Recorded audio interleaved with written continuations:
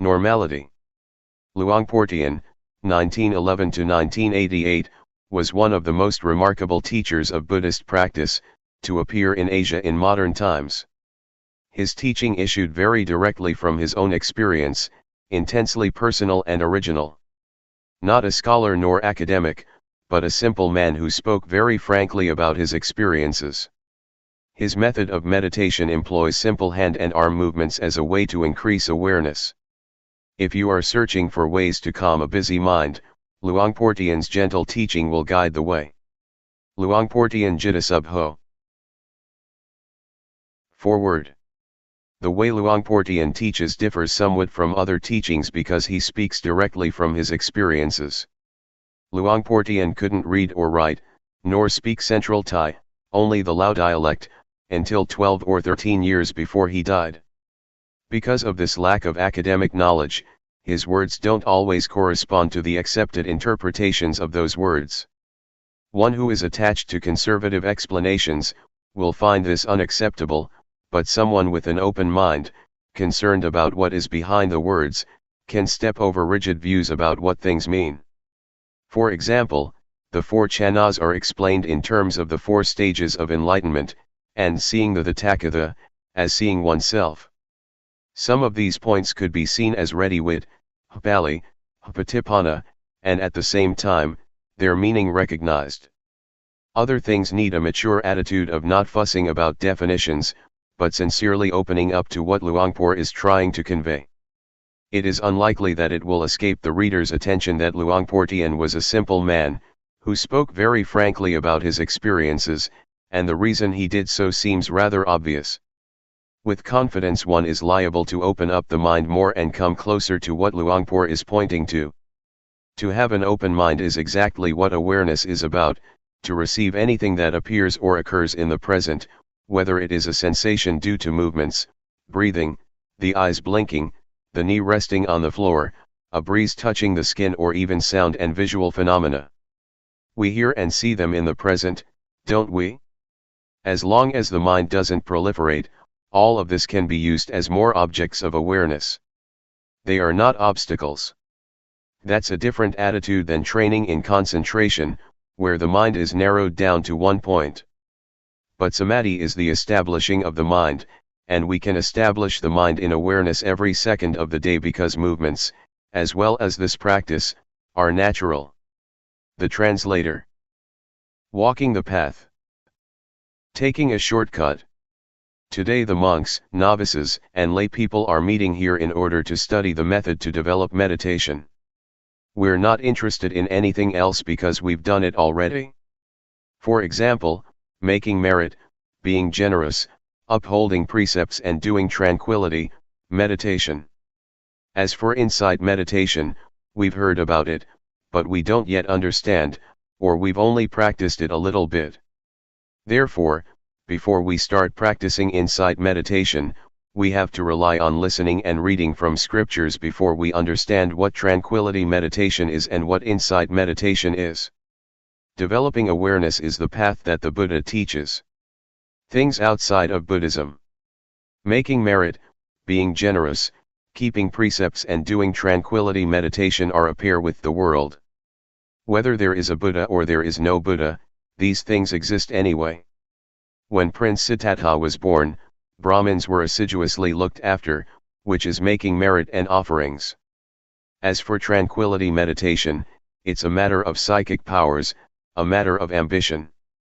We've probably heard about becoming invisible, flying through the air, diving into the earth, reading other people's minds, multiplying oneself, reciting magical verses to obstruct vision, and hearing by entering absorption. This is not insight.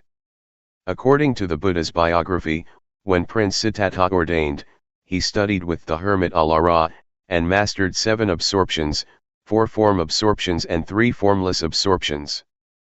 But suffering still existed. That is to say, there was still greed, hatred, and delusion. He was not satisfied with this and so studied with the last teacher, the hermit Utthaga, until he mastered the 8 absorptions, 4 form absorptions and 4 formless absorptions. The hermit said, "That's as much as I know." But the prince was still not satisfied because there was still greed, hatred, and delusion. He wasn't liberated from suffering yet. This shows that tranquility is not able to put an end to suffering. After this, the prince tormented himself, together with the 5 ascetics who were following him.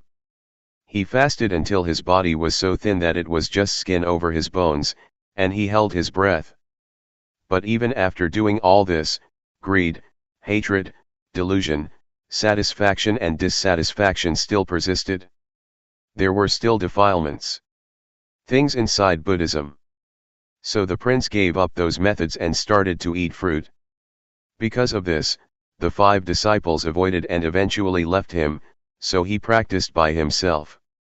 Having eaten some rice offered by Miss Suchata, his body recovered strength. He reflected on the various methods that he had been practicing but which were not capable of shaking off the defilements. He still had troubles and suffering. So the prince turned around and looked at his mind and was, at last, successful. He attained Anuttara Sammasambodhiyana and became the fully enlightened Buddha. He was able to conquer all the defilements and to extinguish suffering, leaving only coolness. His body was back to normal and his mind was free of suffering at last. He lived with and enjoyed the happiness of awareness and wisdom. Having attained this, the Buddha shrank back from teaching, reflecting that this practice was profound, and it would be hard to understand. So it can be taken that mind development is something difficult to do, and that this is what Buddhist teaching is about. As for making merit, being generous, keeping precepts, and doing tranquility meditation, it is not the teaching of the Buddha, but a teaching of teachers at large. Teachings outside of Buddhism. There were many sects in India. Some sects taught to lie roasting on fire so that defilements would dry up, some taught to lie on thorns to endure through the pain and torment that resulted from that, in order to get rid of defilements. Some sects ought to give up everything including clothes, a practice known as naked asceticism, so as to induce the feeling that there is no self, no shame. It was believed that defilements would be dissolved that way. Altogether, there were many sects, but none of them could eliminate the defilements. This matter can easily be proven, as it is said that lying roasting on fire and drinking hot water will result in the heat burning off the defilements. In the old days, in the villages, when a woman gave birth, she would be laid down roasting above a fire and given hot water to drink. But the woman would still have defilements, showing that this sect did not achieve results. As for the sect that would have its followers give up everything and go naked, just look at a baby not wearing clothes. It still has moods and feelings. As soon as someone talks nicely, it laughs. And when someone scolds, it cries, whether naked or clothed. This shows that defilements are not in the body, they are in the mind. Therefore, to practice Dhamma we have to practice at the mind.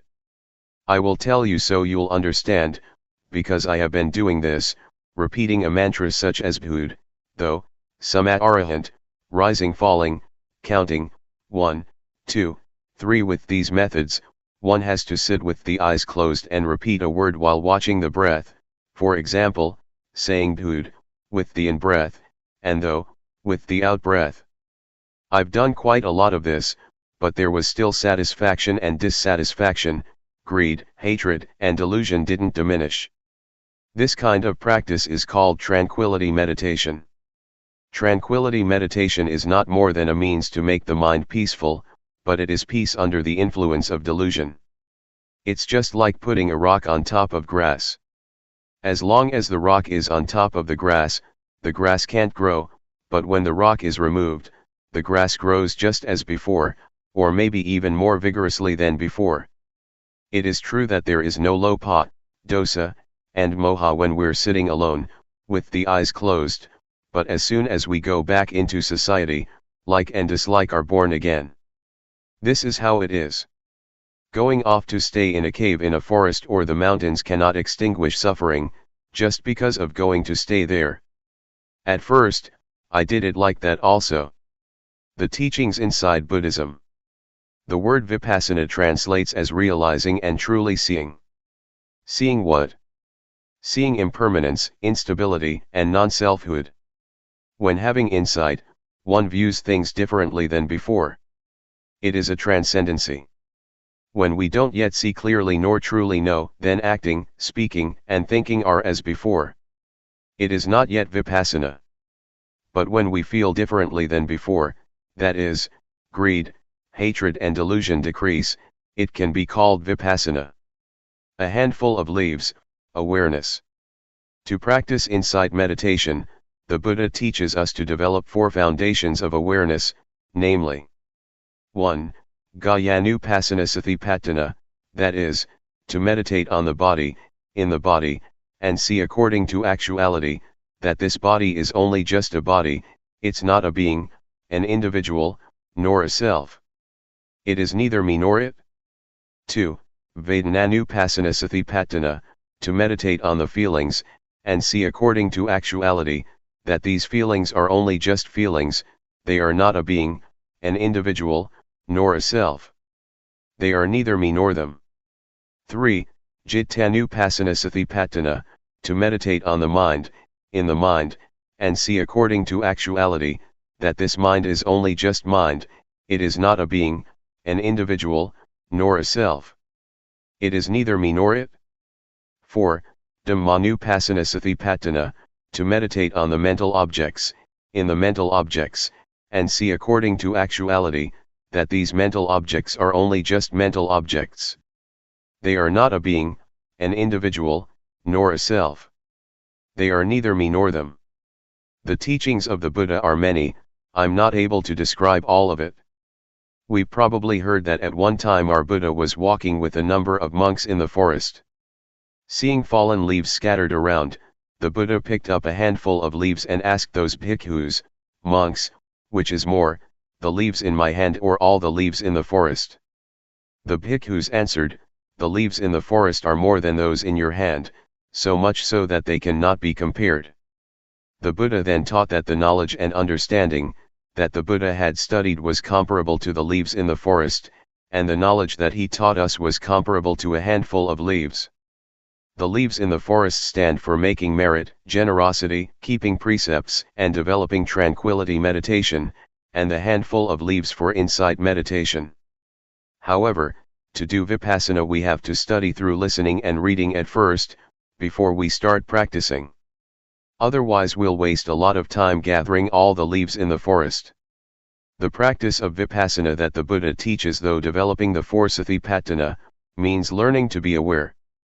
The Buddha said that there are 2 things that are of great assistance, namely, first, sati, to recollect or not forget that there is the body, that there are movements, that there are feelings, that there is mind or that there are mental objects. Before doing or thinking anything, know it with awareness. And second, sampajanya, to realize, the moment we're thinking something, to realize it fully. Sati sampajanya, when using ordinary language, just means to wake up, to awaken, to feel oneself all the time. Developing awareness gives rise to wisdom. Talking from experience, it is not necessary to sit with the eyes closed in order to develop awareness. I've done the method of sitting with closed eyes, and wisdom didn't arise. But doing the new method, my method, wisdom did arise, and I got the feeling that is in accordance with the texts. Some people may think that my method is new because they've never heard it before, but actually it is as old as the Buddhist teachings. A. Arouse the body to always feel and be awake. The development of awareness that I'm talking about and have been doing is done as follows. We can either sit down on the floor or on a chair, and it can even be done in the lying or standing position.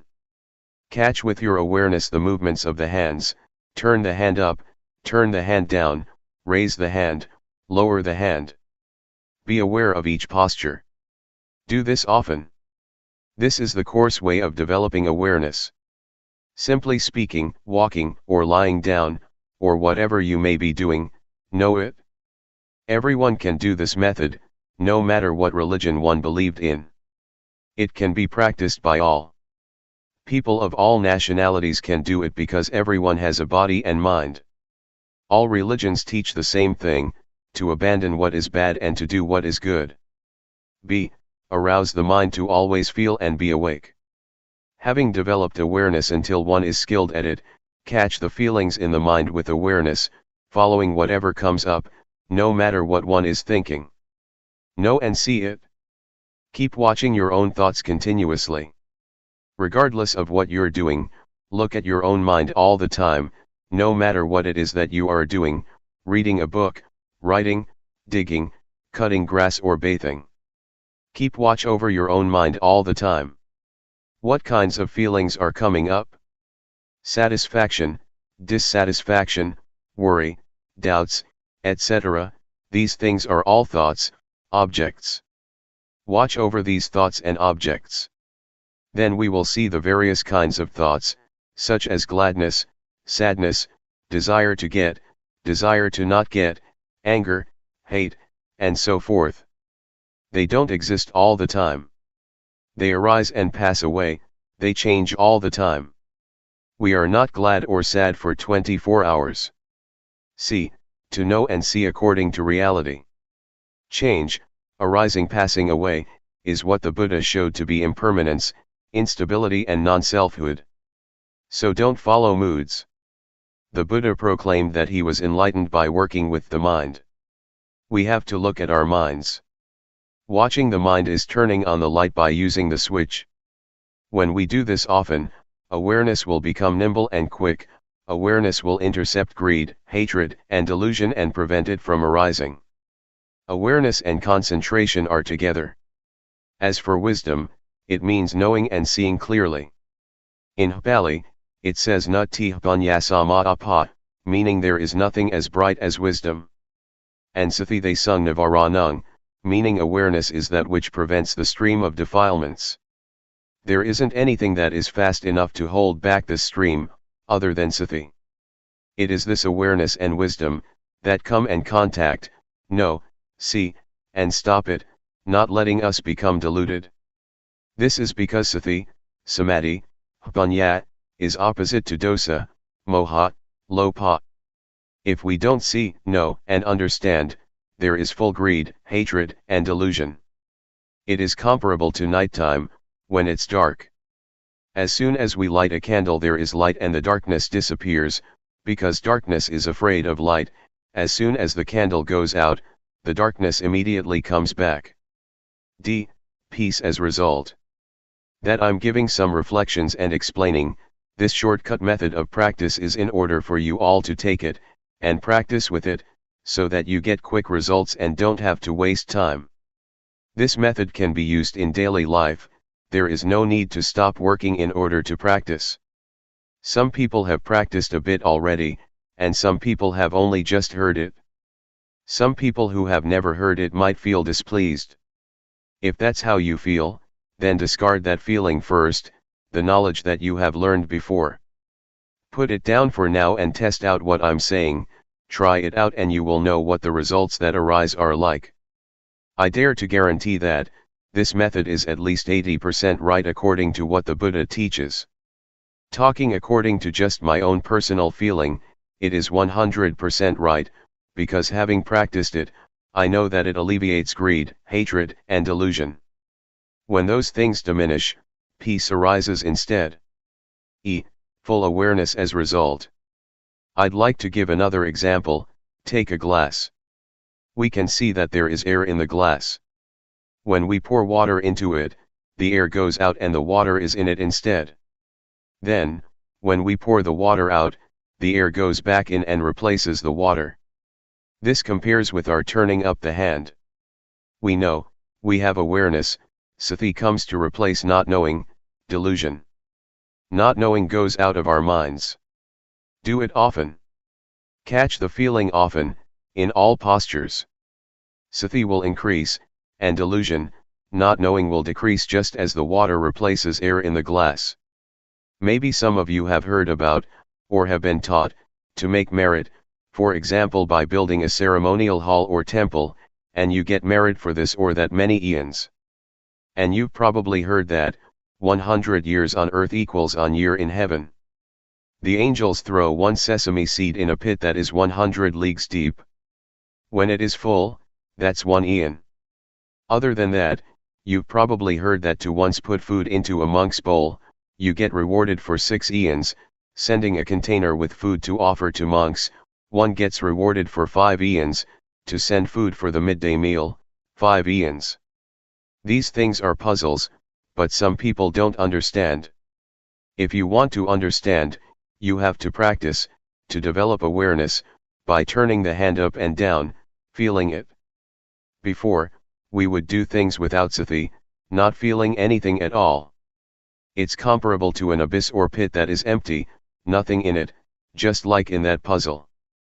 But when training in awareness, catching the movement in all postures, for example, blinking the eyes, sitting and lying down, we are aware, feeling it, knowing it.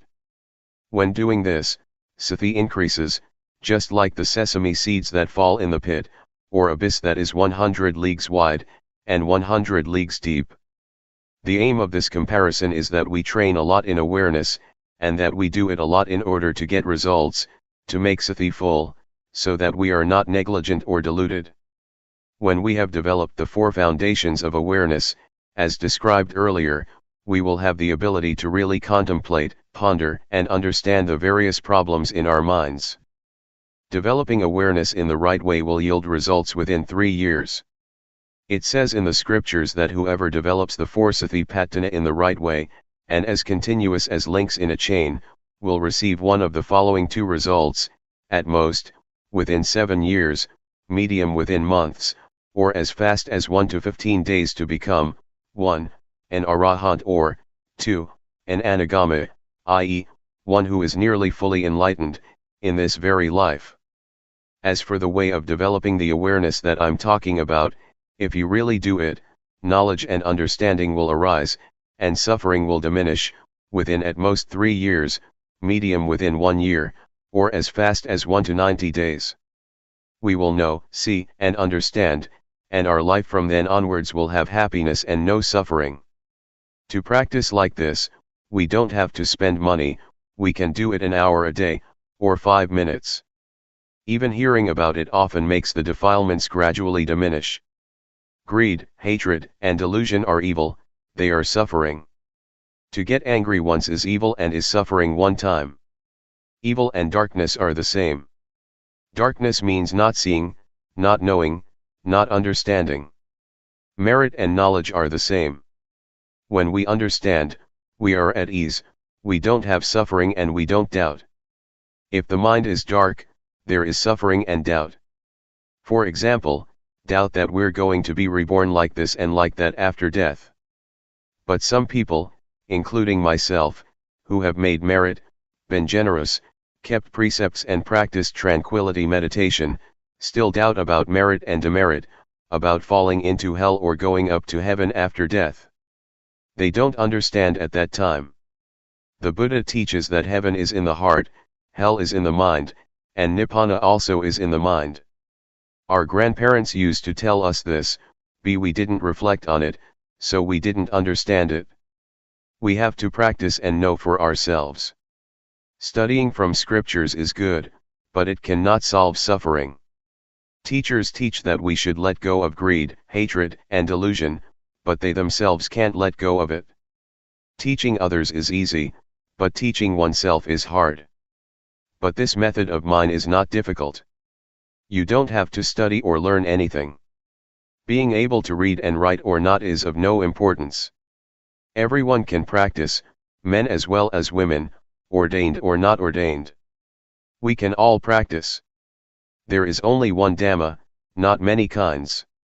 To say that the Dhamma of a person who keeps 5 precepts is one thing, that the Dhamma of a person who keeps 8 precepts is another thing, the Dhamma of an ordained person is another thing, the Dhamma of a lay person is another thing, the Dhamma of a person who practices insight meditation yet another thing. That is a different matter. That is not what I'm talking about. I say that there is only one Dhamma.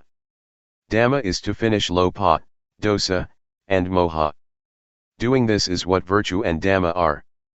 It says in the scriptures that virtue is the means to eliminate coarse defilements, concentration is the means to eliminate medium defilements, and wisdom is the means to eliminate subtle defilements.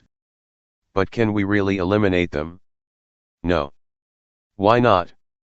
Because we don't do it properly.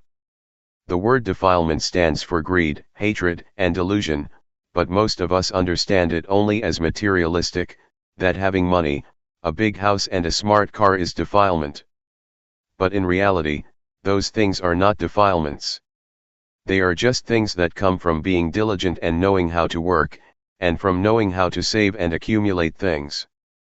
But the defilements that I'm talking about are greed, hatred, delusion, and sorrow.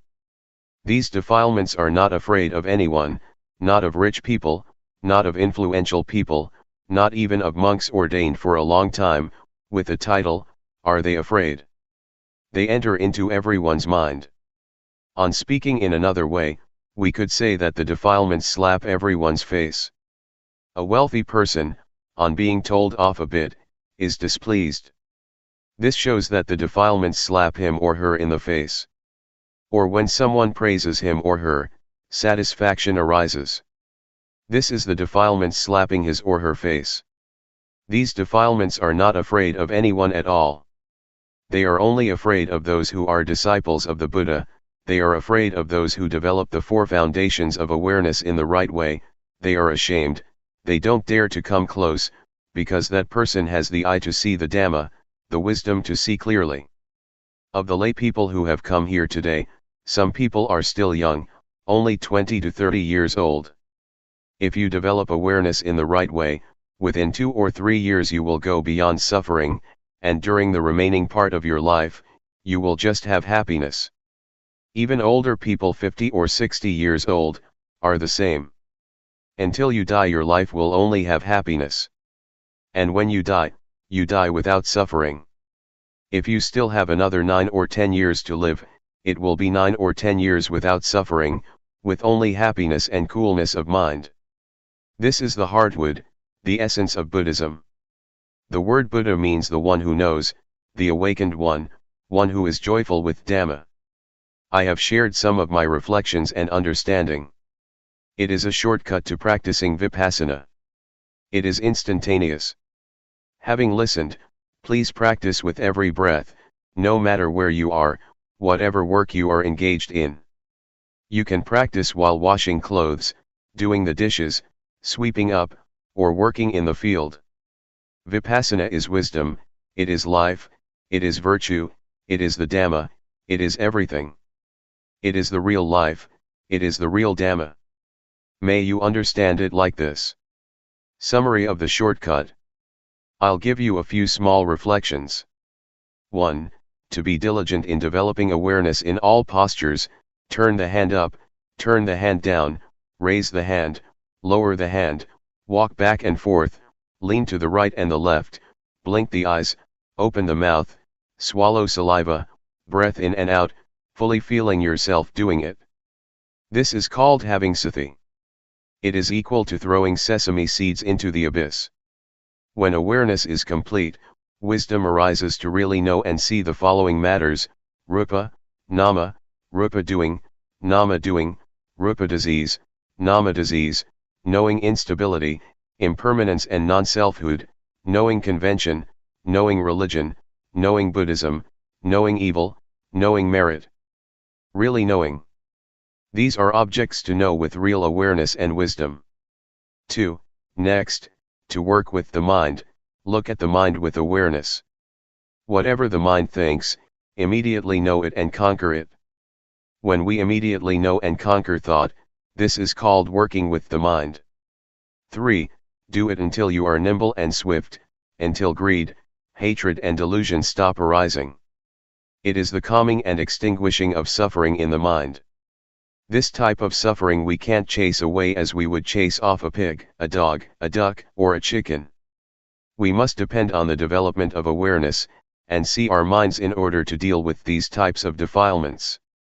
If we don't see our minds, we will be empty, similar to a pit or abyss that is never full.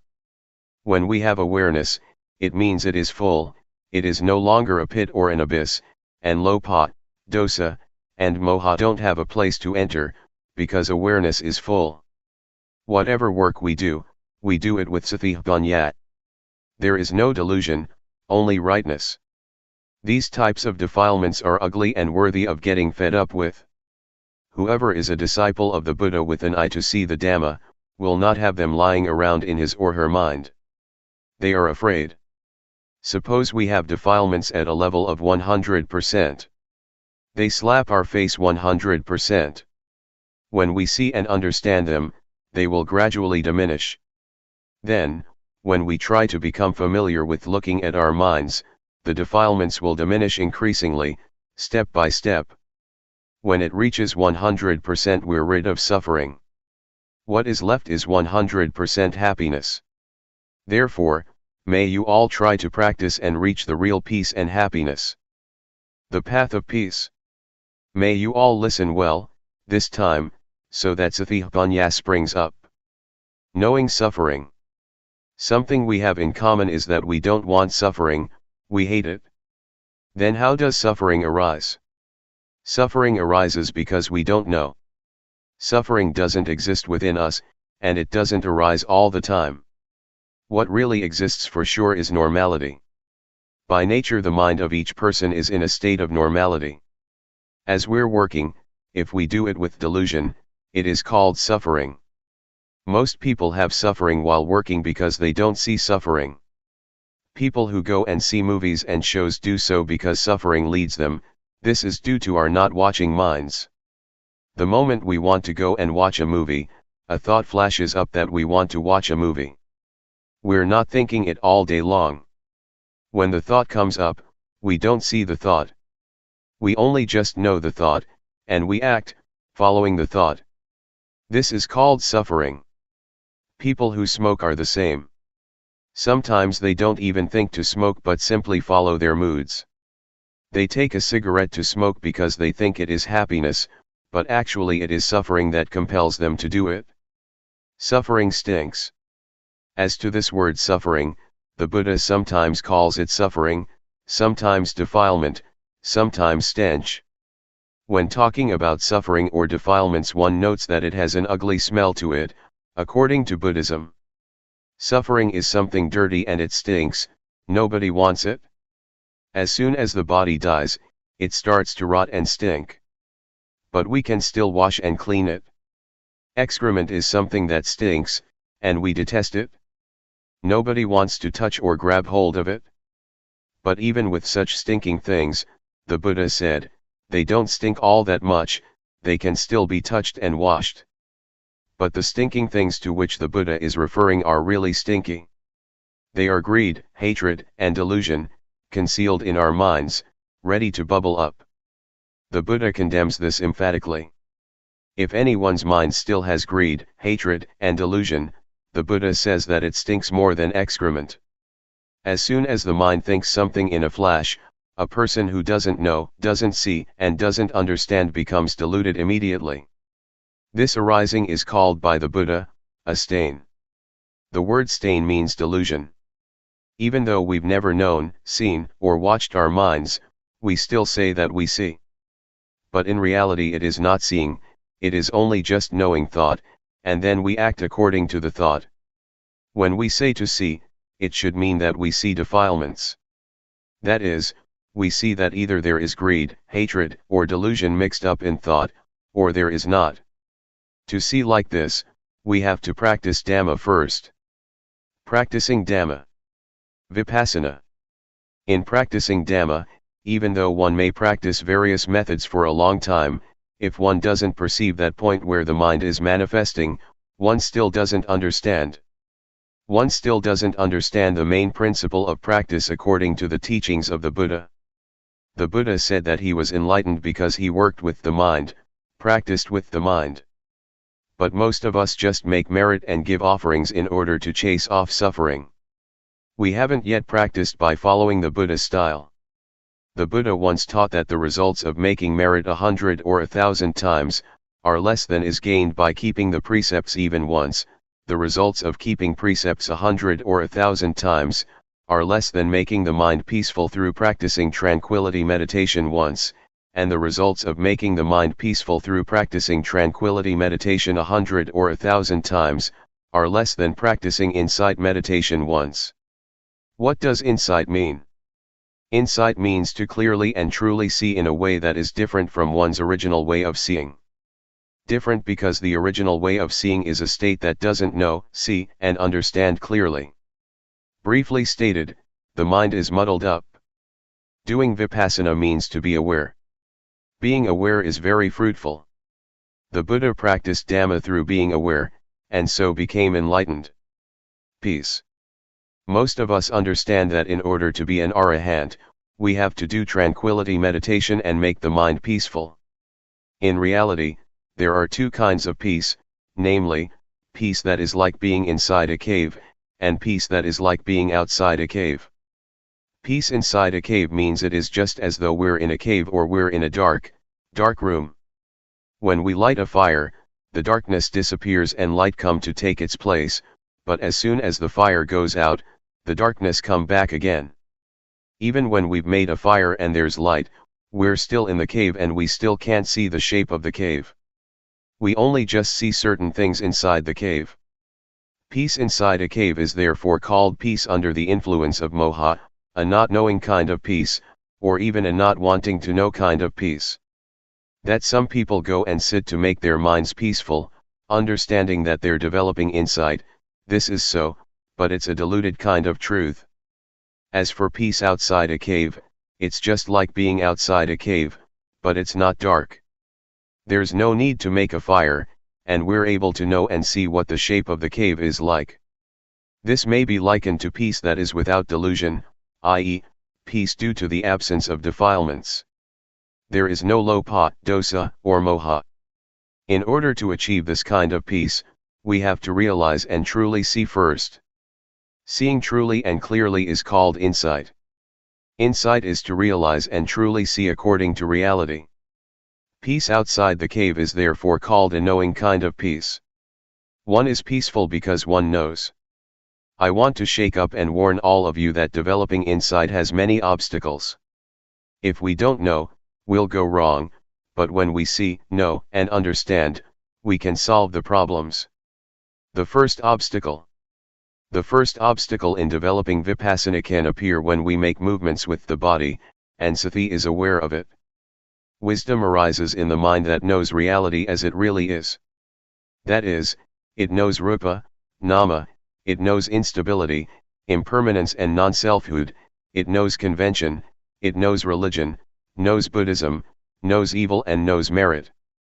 This is wisdom knowing through Vipassana. But it's only just the outer bark of Vipassana, still not able to deal with suffering. It is just knowing in knowing, it is knowing through thought, knowing the scriptures. It is defilement due to Vipassana. The obstacle is that when this kind of knowledge arises, we get buried in it, a kind of knowledge that is still similar to being inside a cave. Therefore, next we must try and find a method to get out of the cave, to pull ourselves out of that knowledge, gradually, by watching our thoughts. As soon as a thought flashes up, know, see, and understand that it has come up. This is practicing Dhamma a little bit deeper. Ordinarily, a tree has an outer bark. When one removes the outer bark, he reaches the layer with the nourishing sap inside. Removing that layer, one reaches the white wood. Removing that, one comes to the hardwood. Buddhism is the same. Knowing rupanama, evil and merit is also knowledge, but it is outer knowledge, enough to deal with suffering on one level, such as not being foolish by believing in auspicious things and lucky omens, or in ghosts and angels. But when one is in such a state, greed, hatred, and delusion are still there, because one doesn't know the origin or source of it. To solve this problem, to know the origin of the arising of greed, hatred, and delusion, We must watch our minds, like a cat that waits for a chance to grab a mouse. As soon as a thought comes up in the mind, look at it and fix on it so that it is known in time. A thought comes. Whack, cut it off straight away.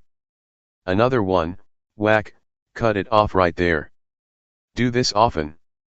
Thoughts will thereby decrease and awareness will increase. Just as with the positive and the negative. When there is more of the positive, the negative lessens. We start off never having seen thought, thinking 100 things and never seeing a single thought. But when we are watching like this, we catch it once and cut it off. The remaining thoughts are less than 100 now and will steadily decrease step by step, as long as we keep at it. We keep gazing like this, a thought comes, we cut it off, another one arises, we drop it. When we think 100 thoughts and we know 95 of them, it shows that we have a lot of awareness. Just 5 thoughts left that we can't keep up with. Right here is where we have to put forth effort, watch thought but don't be caught up in the thought. When we know and see all the 100 thoughts, keep up with every thought every time, it is equal to knowing and seeing exactly where greed, hatred, and delusion are born. We have to throw them off so that defilements are unable to arise. This is called to keep abreast by knowing, to know in time. Knowing how to prevent, knowing how to solve. This is where we're able to deal with lopa, dosa, and moha. Defilements can arise because we get deluded right here. We don't know that their origin is right here. This refers even to someone who goes to the monastery to listen to talks, who makes offerings, who keeps precepts and develops both tranquility and insight meditation. If that person has still never seen his or her own thoughts, then that person is still far from the truth taught by the Buddha. Contrariwise, even if a person has never gone to a monastery to listen to the Dhamma, has never made offerings or kept precepts, but is always aware of what his or her mind is thinking, that person equals with knowing.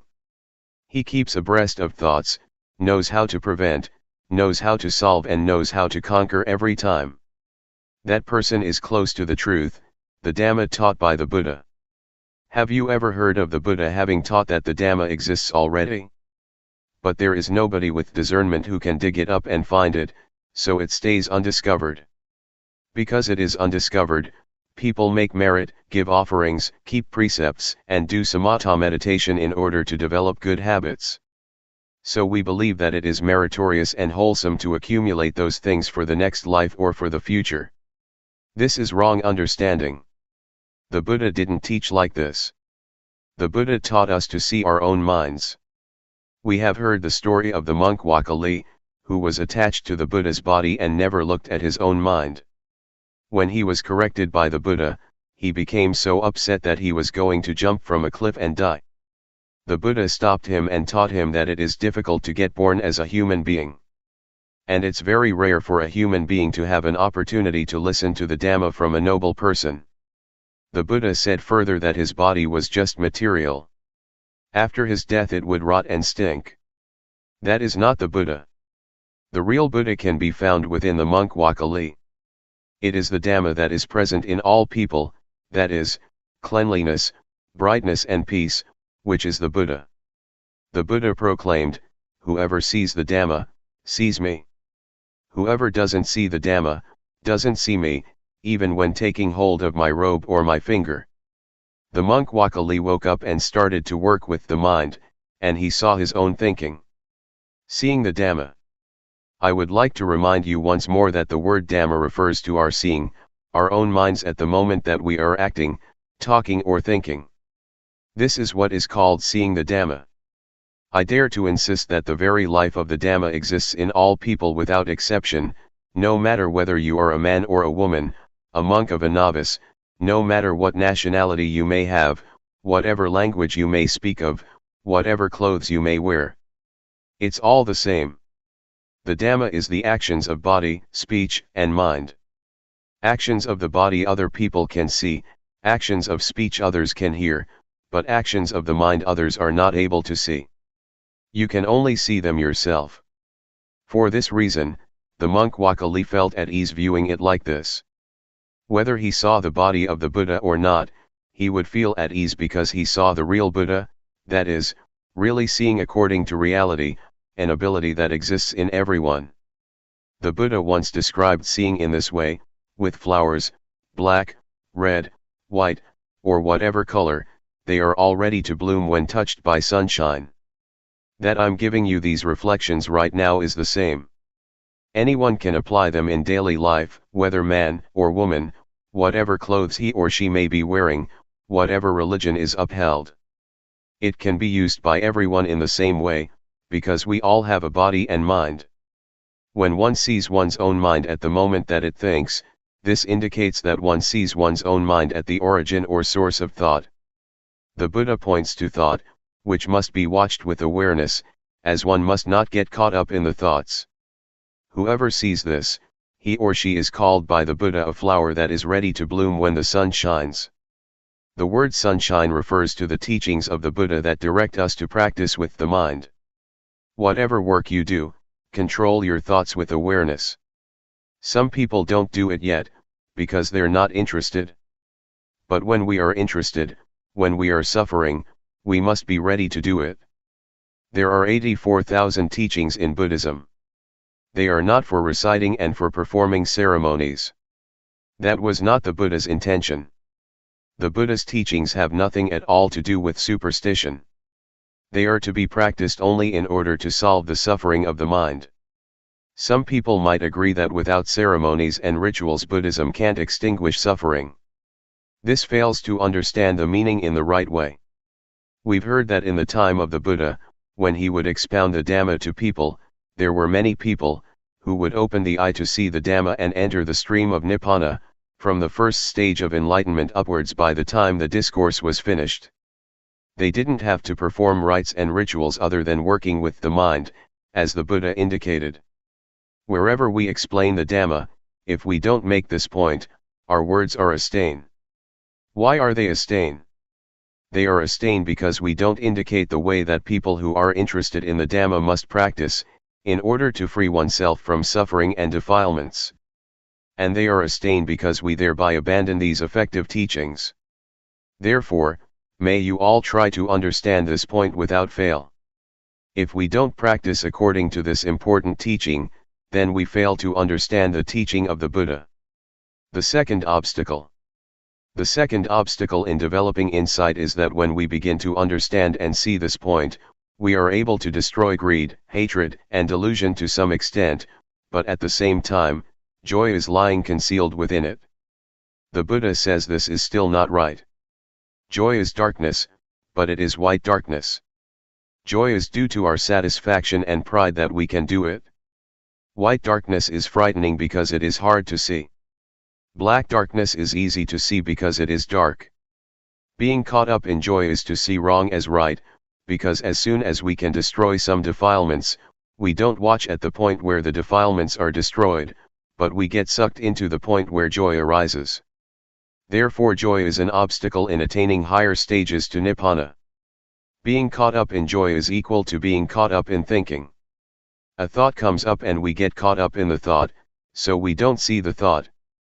When we get caught up in joy, we don't see joy, and we're just content with joy.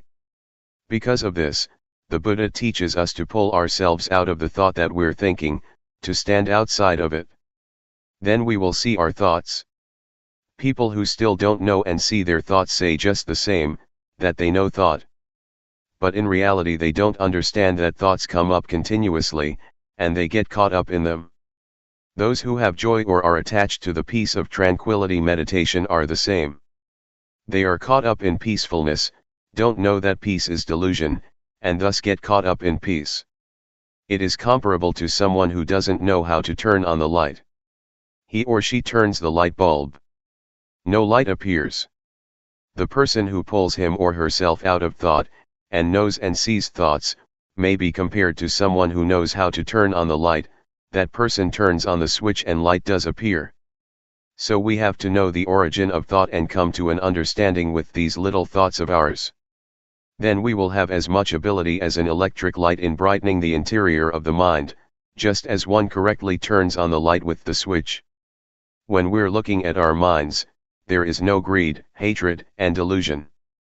But the moment that we're not looking and lose awareness, greed, hatred, and delusion can come back, and we can get caught up in them. It's just like a car driving along the road. At the place where the car passes there is a wind blowing behind it, leaves and dust flap and flutter at the back of the car. Thoughts of greed, hatred, and delusion flash up for a moment, and we follow them. How can we still say that we know thought? In reality we don't see thought, but we get caught up in it. The Buddha teaches that whoever doesn't see one's own thoughts is a heedless person. Heedlessness is poison to one's life, it's like being dead. This is what I said, it stinks. The Buddha said that there is nothing that stinks as much as the mind that has greed, hatred, and delusion, the mind that is stained, the dirty mind. Our real mind isn't dirty or stained at all. It's like a light bulb. The filament in the bulb is not dirty, but dust can settle on the outside of the bulb, the inside is still as bright as before. Or we could compare it with the sun. When clouds obscure the light from coming to the earth, it gets dark, but the sun is still as bright as before. Vidchat, avidchat. People who don't see thought and get caught up in thought are called people in the cycle of dependent origination. They are people who don't know. We've probably heard this. Avidchat is the condition for formation to arise, formations are the condition for the birth of consciousness, consciousness conditions mentality materiality, mentality materiality conditions the six senses, the six senses condition contact, contact conditions feeling, feeling conditions craving, craving conditions clinging, clinging conditions being, being conditions birth, and birth conditions old age, death, and suffering. It's a cycle. Avidchat translates as not knowing. We say that we know, but we don't see our minds. Instead we get caught up in thought. As for the word vidchat, it means knowing, seeing one's own thoughts. A thought comes up, we see it, and it stops. It's like a cat and a mouse. If we don't have a cat at home, the mice are not afraid, but when we have a cat, it will catch the mice as soon as they show their faces. The mice die of shock when they get caught. They can die even though the cat doesn't bite. They have such shock, never been caught by a cat before. This is similar to our fixing on thoughts in our minds. When a thought comes, we know it in time, and it immediately stops, comes to a halt, can't concoct any further. This is called vidchat, knowing, to know in time, knowing how to prevent, knowing how to solve and knowing how to conquer, just like a cat and a mouse. If we don't reflect on the teachings of the Buddha, we don't understand them, and we argue and debate about the teachings, competing with each other. This is not right. Someone who has studied the teaching, and employs that knowledge as a tool for killing defilement, or dealing with suffering is doing it right, according to the Buddha's intention. These days, we study the Buddhist scriptures until we have degrees, up to the 9th level. Some may look at their own thoughts, but some never watch their minds at all. Whoever has studied but never seen his or her own thoughts, says the Buddha, are like a termite that makes holes and eats books. With academic studies it's the same, studying until one has university degrees, but still never watching one's mind. Such persons know about other people but don't know and see themselves. These people are not considered wise in Buddhism because their knowledge is only of use in an academic way, but is not useful spiritually. When we have a university degree we should deal with our minds also, that is, eliminate defilements, the coarse ones as well as the medium and subtle ones. Going against the stream of thought. We've all probably heard that the Buddha at one time practiced by tormenting himself, but saw that that method was wrong and stopped it. After that, he partook of food offered by a lady named Suchata. The Buddha asked her, "Do you offer just the food or is the tray included as well?" She answered that all was offered. Having finished the meal, the Buddha took the tray to the bank of the river and made the following resolution: if he would be enlightened, may the tray placed on the water flow against the current. This is not a true story, it's an illustration and has meaning on the level of the mind. The tray is the mind, the water represents the defilements, and the Buddha working with the mind is the action of going against the stream. The Buddha didn't let his mind follow the defilements. The current of the water is the current of thought. Following defilements is easy, everyone is doing it already, and so we have suffering. The Buddha practiced going against the stream of defilements for the extinguishing of suffering by watching the mind, seeing his own mind thinking. As soon as a thought would come up and there was desire to follow what the eye saw, the ear heard, the nose smelled, the tongue tasted, or the body felt, the Buddha saw those thoughts as defilements. He practiced going against the current of thought, not following the thoughts, which want things. Practicing like this, knowledge arose in him and he was enlightened. The thing that the Buddha points out to us to practice is to know thought with awareness, looking at our own minds. Whatever thought comes up, we should know and understand it, so that the thought does not proliferate further. When thought flashes up, we watch it with awareness, and the thought stops by itself. In practicing Dhamma, the thing to be careful about is the knowledge that knows things outside of ourselves. This kind of knowledge is defilement due to Vipassana. When we have such knowledge, it gives rise to gladness and joy. Joy is called white darkness. It is wrong knowing. Don't get attached to joy. Continuing the practice to the end, until we clearly see our thoughts, their origin, and their source, we come at last to the state of arising, passing. It is a break-off, a final exhaustion. I've compared it many times with a rope, tightly tied on both sides and being cut in the middle with a knife. The rope breaks, one cannot pull it together again, that is, one can't use it anymore. The 12 senses are similar, on seeing a form with the eye, on hearing a sound with the ear, etc., let there only just be seeing and hearing and so on. Don't concoct it into beautiful or ugly, good or bad, pleasing or displeasing sound, the sound of a woman, the sound of a man, etc. Just simply see or hear neutrally. But these are still mere words. In practice, we have to look and see and break them apart. When they are broken, there is not more concocting, the senses are not able to reach each other anymore. Cleanliness, brightness, and peace. Our minds are already clean, bright and peaceful. Clean means not dirty, because there are no defilements.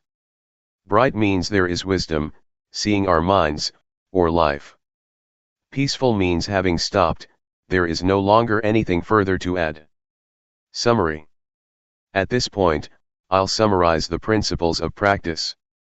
First, the first stage is to catch the movements of the body in all the postures. When we can catch them, we will know the convention that we can see with our eyes and touch with our hands. This is objective, external. Second, having practiced the first stage, a little bit of knowledge arises, it is called defilements due to Vipassana. It is important to avoid this, not being too glad with the knowing, and continuing to watch the mind. When we see, know, and understand our minds penetratingly, greed, hatred and delusion will be destroyed to some extent. Third, when greed, hatred, and delusion have gone down a bit, we'll feel joyfulness. When joy arises, fix on it, but don't be caught up in joy. We have to pull ourselves out of it. Keep watching the mind. At this stage, wisdom knowledge will appear that destroys or diminishes clinging and grasping. Fourth, when attachment has decreased, one will see, know, and understand normality. The body is normal, speech is normal, and the mind is normal. This normality is called virtue concentration wisdom. Fifth, when seeing the state of arising passing, if one doesn't understand it, one will hold an abnormal view, but if one is fully aware, practice reaches its end. Therefore, I encourage you to try to practice until you meet with your own thoughts and are able to pull yourself out of them. Stages of practice. Determine to listen well, all lay people and monastic friends. When you determine to pay attention, you'll be able to remember. It is called knowing through memory and comprehension. From that, we study or practice to realize and truly know, or we have knowledge coming from our own vision and experience. Most people don't yet know and understand from studying and practicing, they only know how to make merit, to be generous, to keep precepts and to do tranquility meditation. But when it comes to more profound matters, that is to say, how to develop insight meditation, there are really very few people who know and understand it. With Vipassana it is usually a specific case, a specific individual, who knows and teaches it. Because of this, people are lazy and don't want to practice. As far as practice goes, they only know tranquility meditation, which they think is the same as doing Vipassana. This is because they still don't realize and really know. Their knowledge comes only through memory and comprehension. So, we make ourselves peaceful, but we don't understand clearly that there are two kinds of peace, namely peace under the influence of delusion, and peace due to awareness and wisdom. The path that is not a path. When we create the cause by meditating, the mind becomes peaceful as a result. For example, we recite the word Buddho. I used to do this, inhaling, Bud, exhaling, Tho. While doing walking meditation one recites Buddho with every step, walking in accordance with the breathing. These things create peace because it is done slowly. After that, I met a teacher from the north named Sao, who told me that one cannot climb a tree from the top, that one has to start at the roots. He taught me to count 1, 2, 3, until 10, and back again 10, 9, 8, until 1. He said this is beginning at the beginning. This is another way of following the breath, inhaling say 1. Exhaling say 2, etc., the only difference being the words you use. Experiences in practice by monk disciples. Luangpor Teean Su 1 No. Wat Pa Sukatho, Gangkro District, Chayapam Province. Practicing Dhamma with Luangpor Teean. In 1965, a meditation center at the Budayan Forest, in Lae Province, was renowned.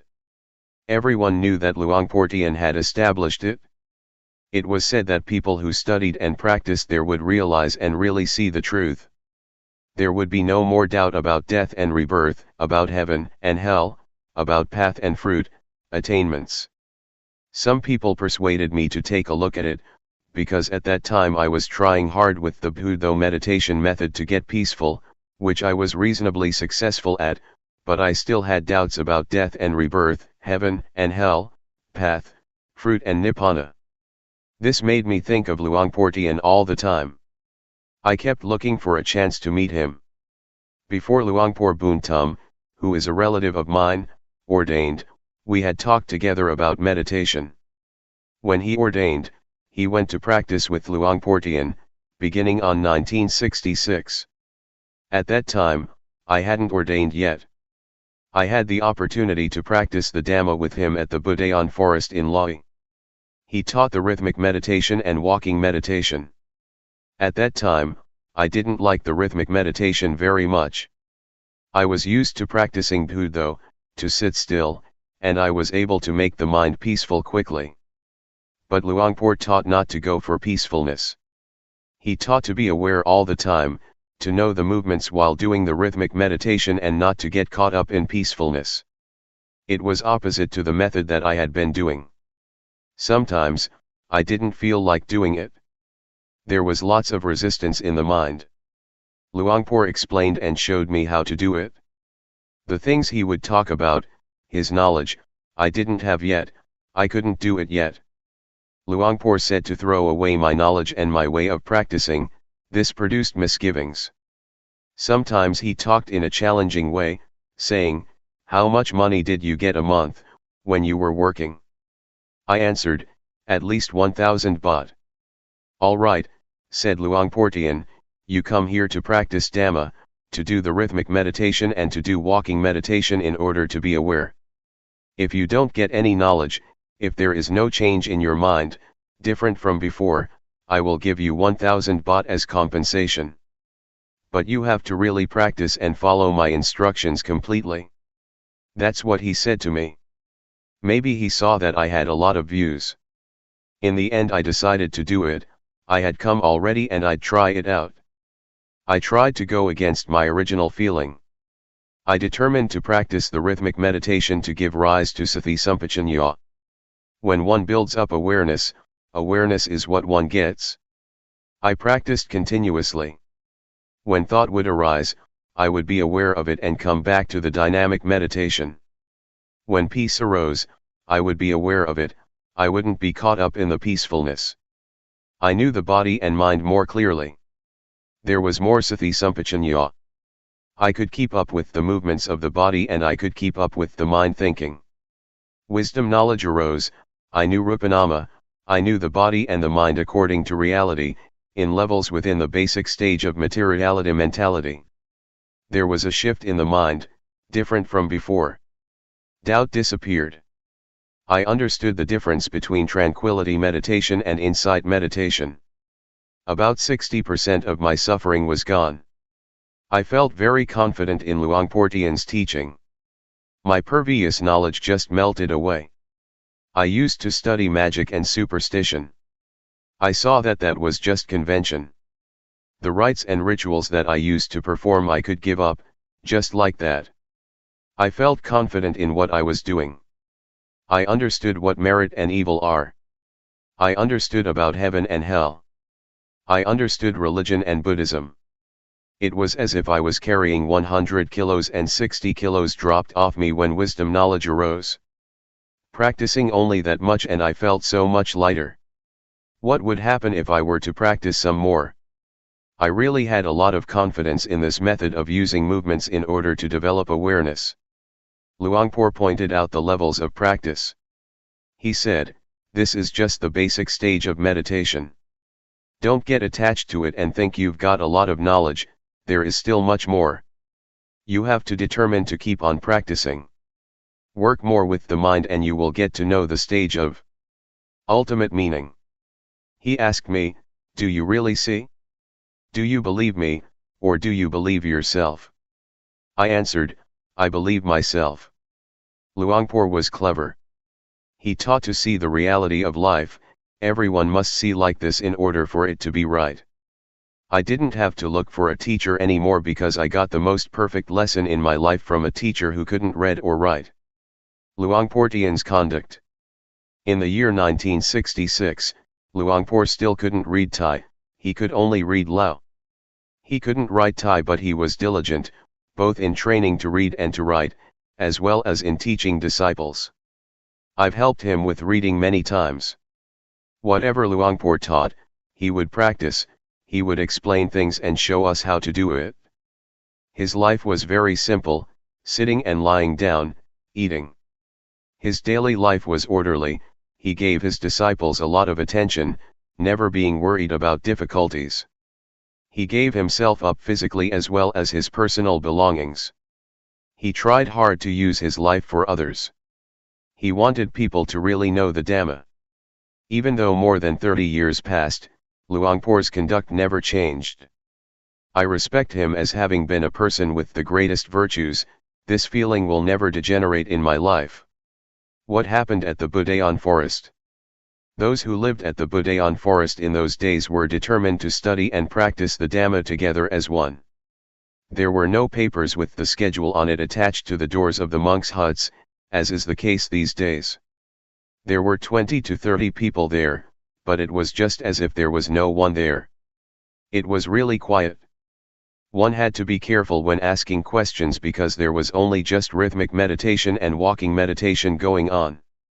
Once, I asked a novice who was doing the rhythmic meditation something, he wasn't willing to talk to me. The teachings of Luangpor in those old days consisted mainly of just practice. In the early morning, one could hear the sound of monks doing walking meditation and the sound of dew falling on banana leaves. In Lae province there is a lot of dew. On hearing the dew dripping on banana leaves, one knew that it was exactly 3 a.m.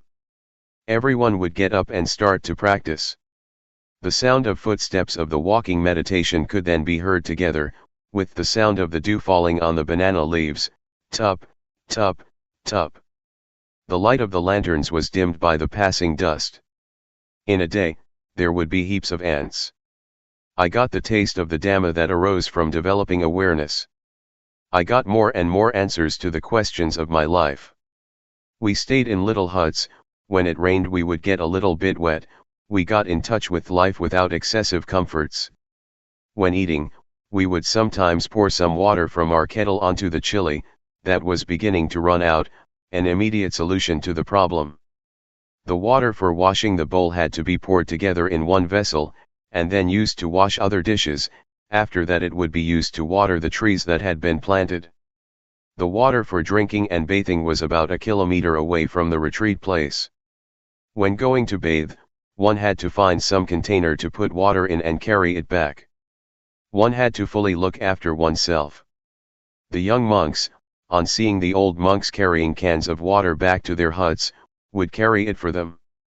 Poverty made us use life in an orderly way without shrinking back. We were not afraid of difficulties. Sometimes, I would save the plastic bags that lay people would wrap food in, to fix up the leaking roof. I put forth steady effort and was very enthusiastic. The walking meditation path glistened from our walking so much. The wood in the hut where I would sit was marked from one sitting a lot in the same spot. As I was doing the rhythmic meditation or the walking meditation, it felt as though there was only just this one person in the world, no division into this and that. It would run counter to one's feelings to get an invitation from lay people, to eat at their house and perform certain ceremonies. One would think about his walking path and miss the seat in one's hut. Those places provided a meditator with peace and coolness, and gave him a sense of dignity. One would feel proud of doing walking meditation and of the times that one would develop awareness, by practicing the rhythmic meditation. This kind of work is something that gives one honor in life. One doesn't become fed up with it. Some days, while doing the rhythmic meditation in the hut, Luangpor would come by. I could remember the sound of his footsteps. "Are you here?" "I'm here, Luangpor." "What are you doing?"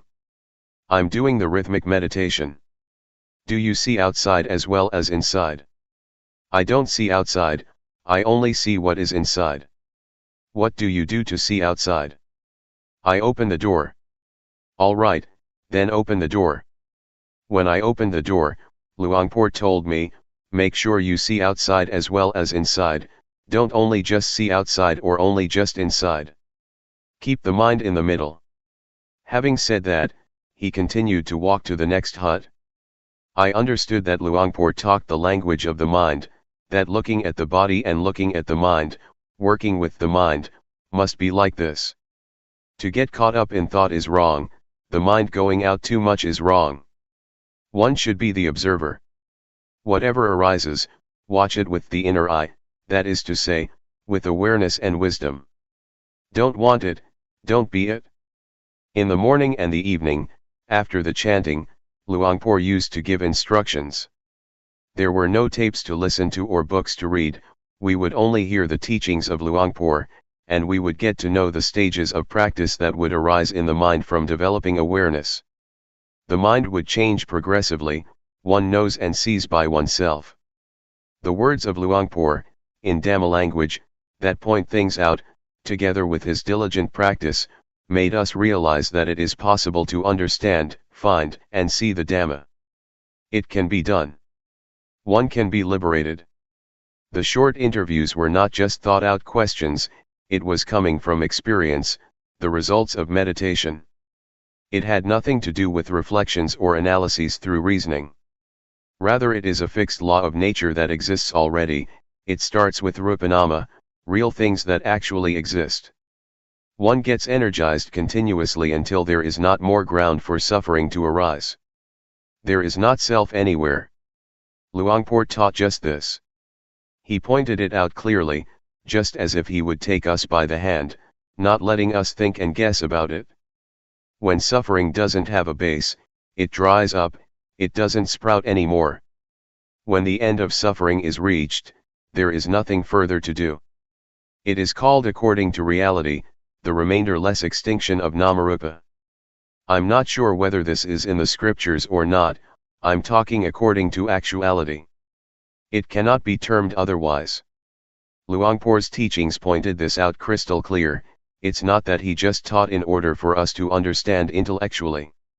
He taught to be, for example, a leech that sucks out blood. We didn't see it before, but when conditions are such that it drops off, we see it and we feel disgusted. But when the leech was stuck to us, we didn't know. This is similar to defilements in the mind. We give them the free hand as long as we don't know and understand.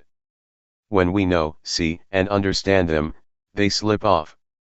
We feel in the same way as with the leech. When we are disgusted, we know, and then there is no need to ask anyone. Our lives come to an end at this point. We begin to study and practice the Dhamma with the form of rhythmic movements and walking meditation, developing awareness. I don't know whether other forms or methods are like this, also. I hold to this principle of developing awareness, using movements. Luangpor is my teacher. Whether this method can be found in the scriptures or not, may those who are intelligent reflect on it by themselves. What I've been writing so far is only just a small part, there is still much more, but it is not appropriate to say too much at this time. I guarantee that one day, if you have time to do the rhythmic meditation and develop awareness through walking meditation, looking at the bodily movements and the thoughts in the mind, knowing them in time, able to chase and catch them, your existing problems and condition will confess and surrender because there is evidence. Those things will no longer harm you. You will become free.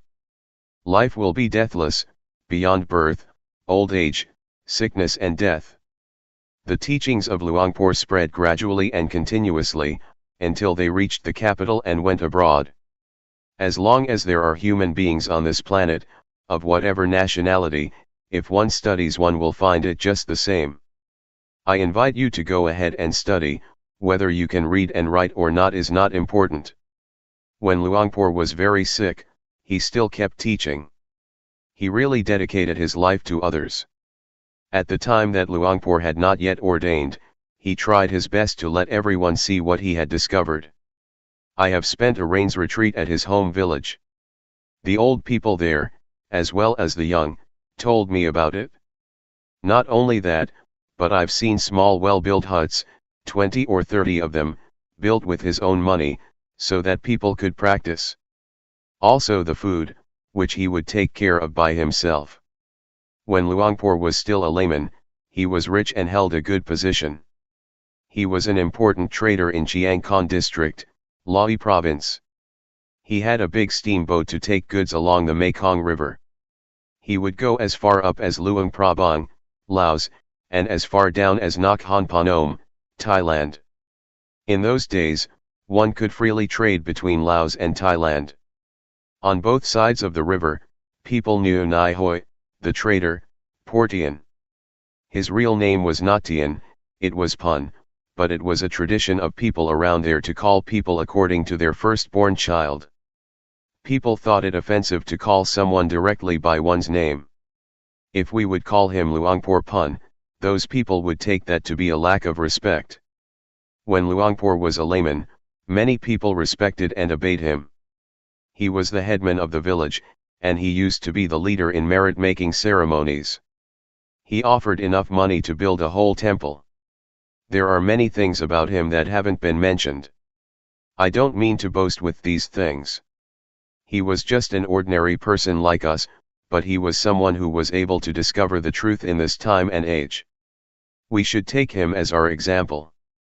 Before practicing with Luangpor, he would say that he used to make merit, ordained, performed the robe offering ceremony, built a ceremonial hall and did everything that is considered meritorious, but he didn't get to know the Dhamma that way. This made me think, hey, I didn't do as many meritorious things as Luangpor, I probably don't have a chance to know and see the Dhamma. But, in fact, it is not like that. Rich people as well as poor people can know, if one really practices and experiences bare and full awareness for a long enough period. Luangpor has been insisting on this all the way through. He challenged everyone and encouraged them to try it out and verify it for themselves. I would like to say that the reason I am a disciple of Luangpor is not because of his biography, not because of his external behavior, not because of hearing his words, or because of what people said about him. but it was because I tried out the method of developing awareness by using movements, and many results followed, until, in the end, there was nothing left of the word suffering. This was because of practicing according to Luangpor Teean's method. It is his teaching. To say that it is the method that the Buddha teaches is not incorrect.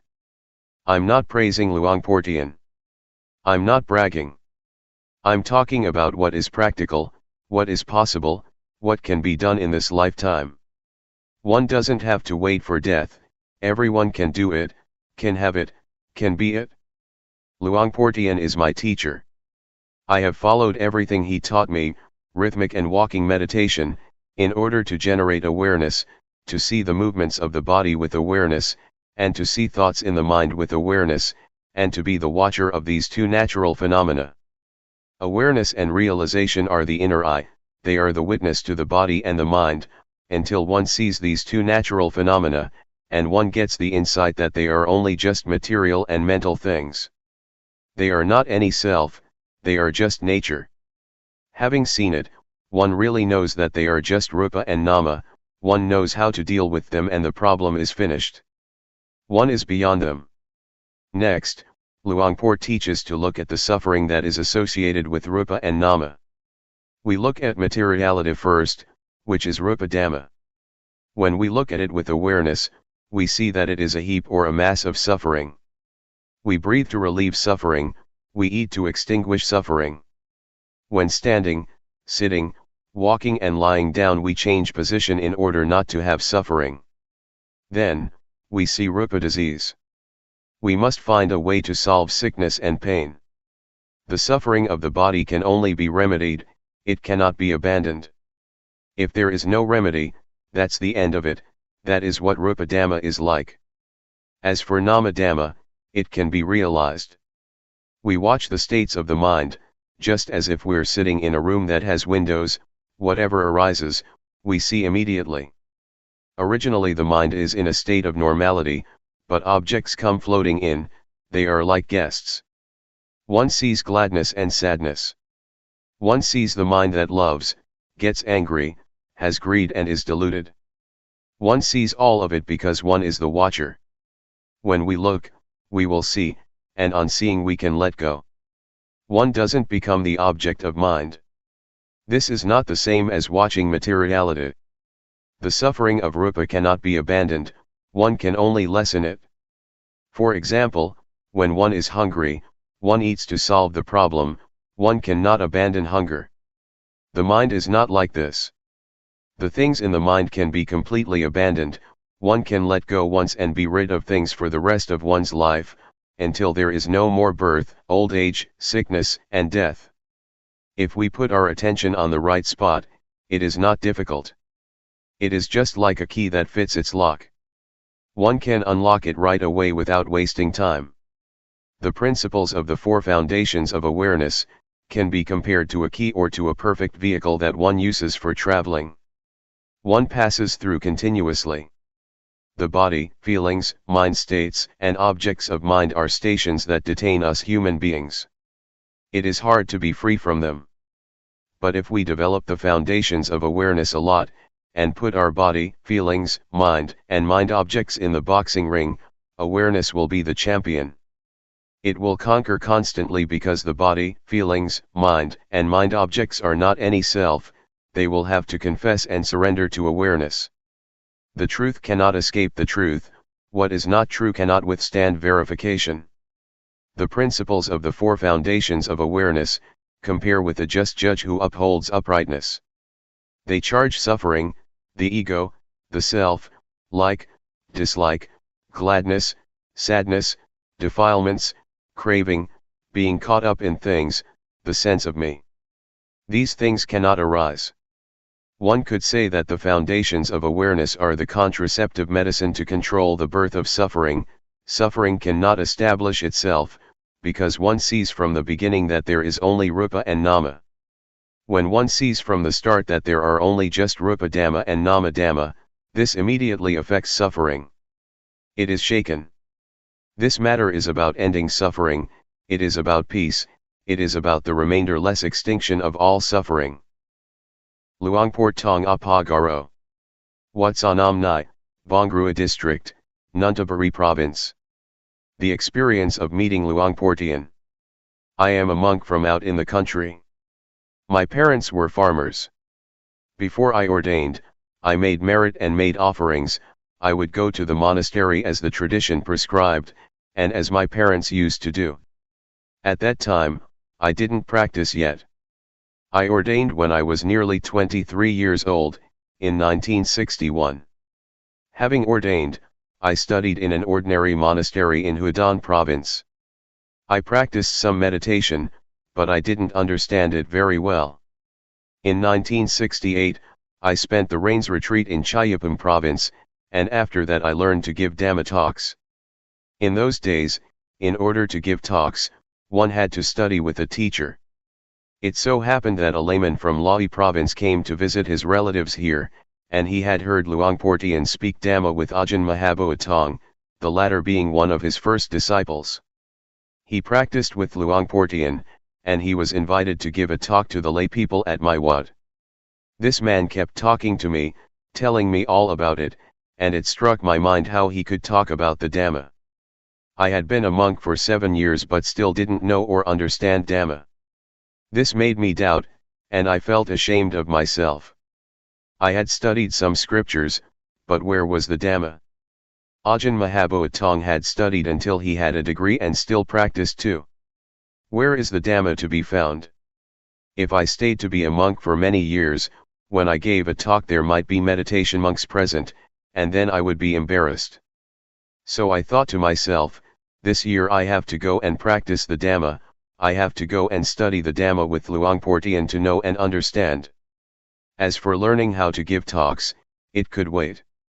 At that time, I was imagining that one would probably get psychic powers from practicing meditation, and that one would be able to dive into the earth, become invisible, disappear and those kinds of things, because that is what I had read in books. It is said that one could get the divine eye and ear, and I thought that it really was like that. That would be great. So I decided to find a teacher. I had very high expectations, they pushed me onward. I went to see Luangpor Teean at the Budayan forest in Lahi province. I arrived in the evening and asked to see Luangpor, but he had gone to his home village to open a meditation retreat there. I wanted to go after him. At that time, I had very strong confidence in Luangpor. I wanted to see what Luangpor Teean looked like. However, the monks told me to spend the night there first, and the next day they would take me to him. I agreed. I had a talk with Ajahn Mahaboa Tong but I was still thinking that I wanted to see Luangpor Teean. The next morning we set out to find Luangpor Teean at Bohom village. We arrived around 10 o'clock in the morning. I paid my respects to him, and he asked me, "Where do you come from?" I told him that I ordained at my home village in Houdan Tani province and that I had been studying for 7 years. I told him about my doubts and that I wanted to practice the Dhamma with him. He didn't say much. He asked, "Are you really interested?" I said yes. He asked, "Are you going to practice sincerely?" I said yes. He said, "Practicing Dhamma is easy. There is no need for ceremonies and rituals." I liked that. I had already decided that if he told me to recite rising falling, I wouldn't do it, because I found it was embarrassing. But he was talking about practicing in a simple way, being at ease, using movements. No need to close the eyes while sitting, raising the hand, lowering the hand, making movements. Hey, that sounds simple. He showed me how to do it, and I followed him. When I was able to do it, he let me do it by myself. I felt a bit embarrassed at first. I am someone who easily feels ashamed. He told me to stay alone in a hut. I practiced alone at Bohom village for as long as 15 days, but I still didn't understand.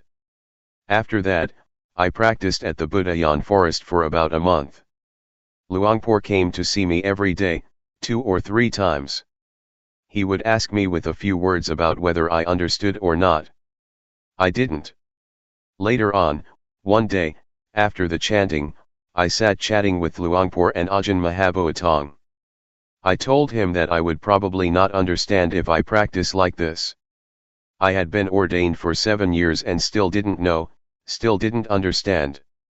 Luangpor asked me if I understood Rupanama yet. No. I asked Luangpor if I could practice intensively for a while, which means not to go for the chanting, not to go on alms round and just practice by myself in my hut. Would Luangpor allow me to do that? Luangpor said, nobody has ever done that before. He thought and talked for a while and then agreed. It was decided. As for the food, it was up to Luangpor to tell a layman to bring it over to the hut. I practiced intensively for about a week and I understood, it was just basic understanding. At first I didn't see Rupanama, but later I did, I understood. Altogether, it took me about a month. Now I understood the meaning of ordination, even though I had been a monk for 7 years. I didn't know before, I just studied from books. Before, I just shaved my head and wore the brown robe without understanding anything about the way of life of a monk. Understanding arose as I was doing the rhythmic meditation, raising the hand, I was aware and knowledge arose. I knew without anyone telling me.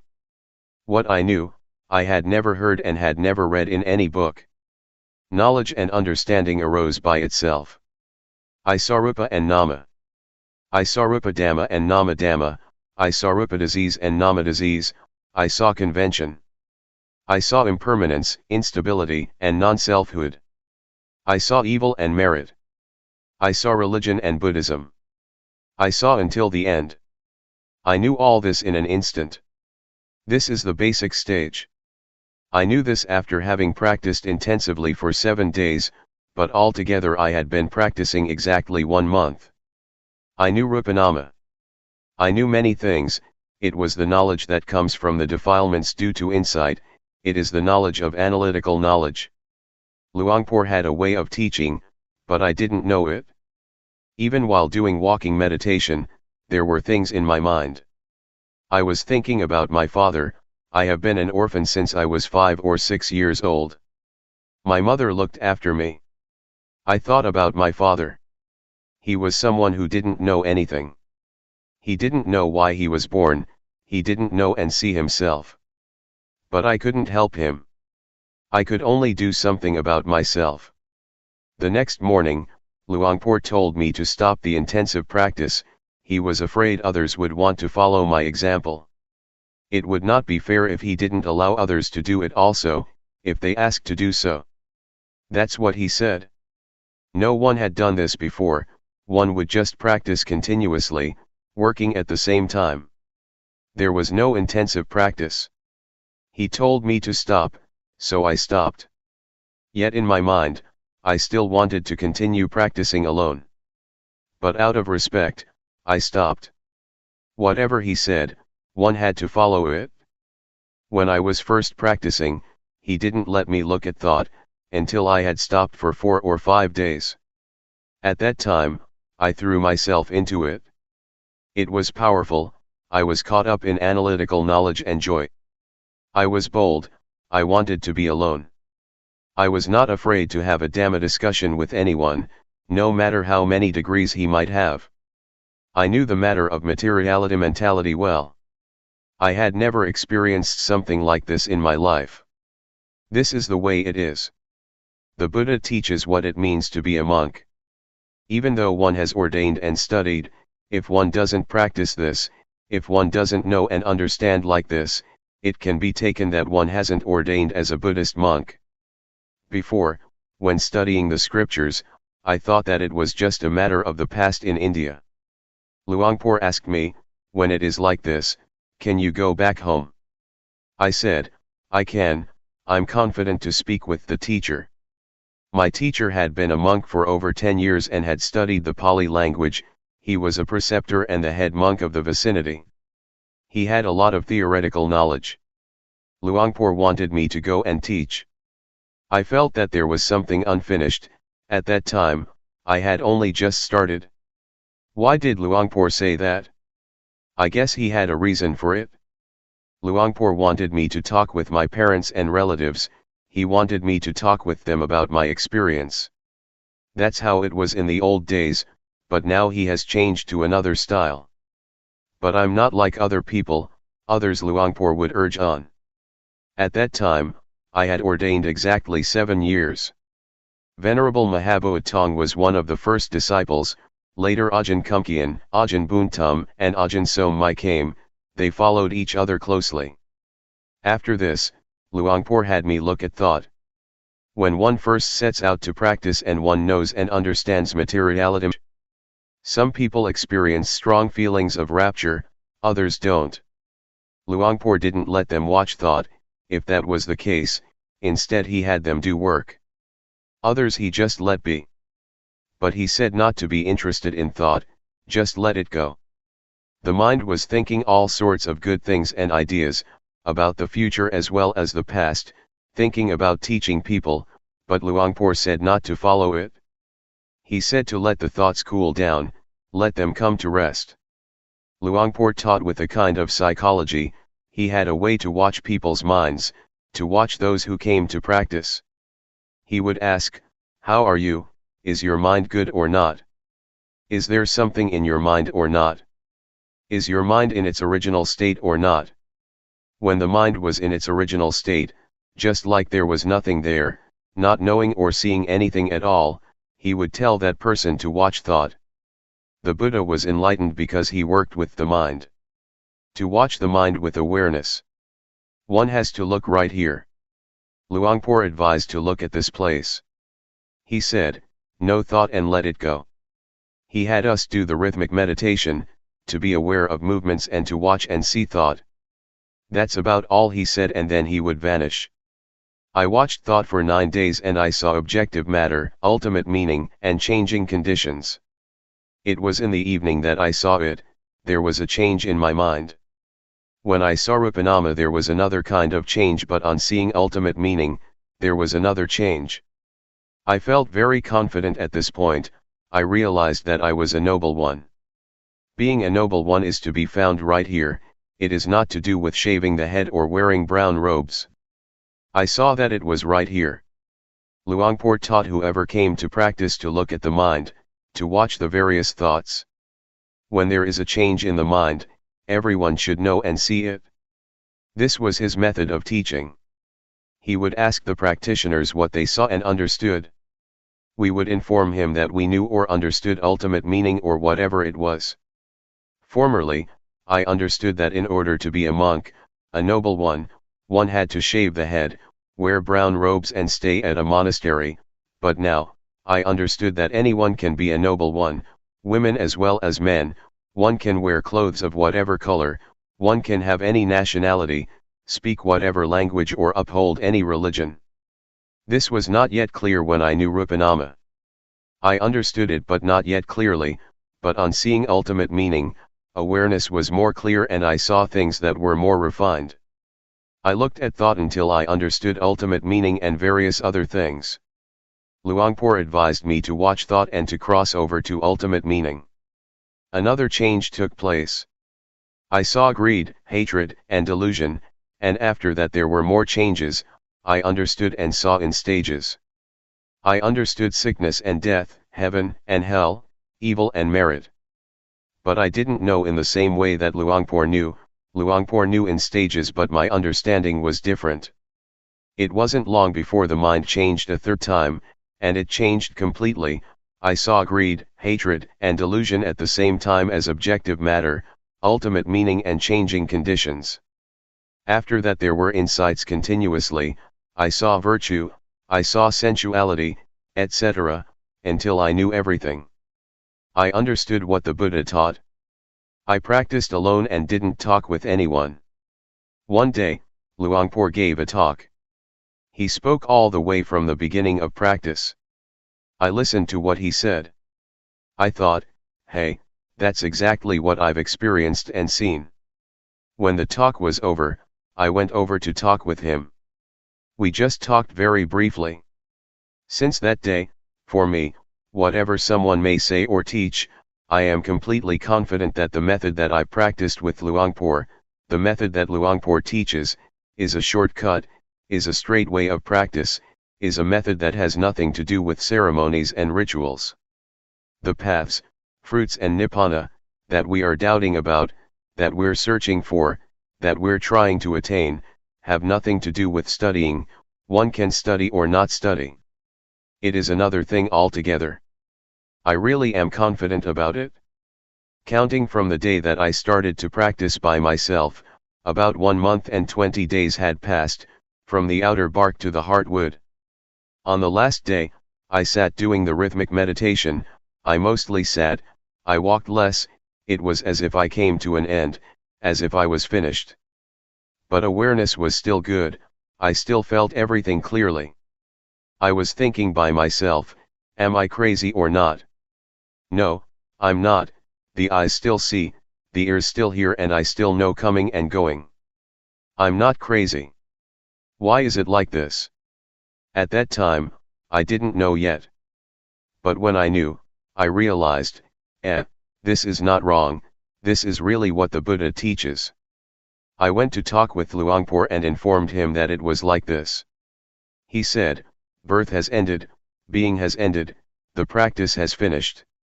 Luangpor used to say that, the Buddha cut his hair only once and that the Buddha kills people, but most of us don't understand these comparisons, we don't know what has been cut. But when I experienced it, I knew that things are like this. When I talked with Luangpor, we didn't talk very long.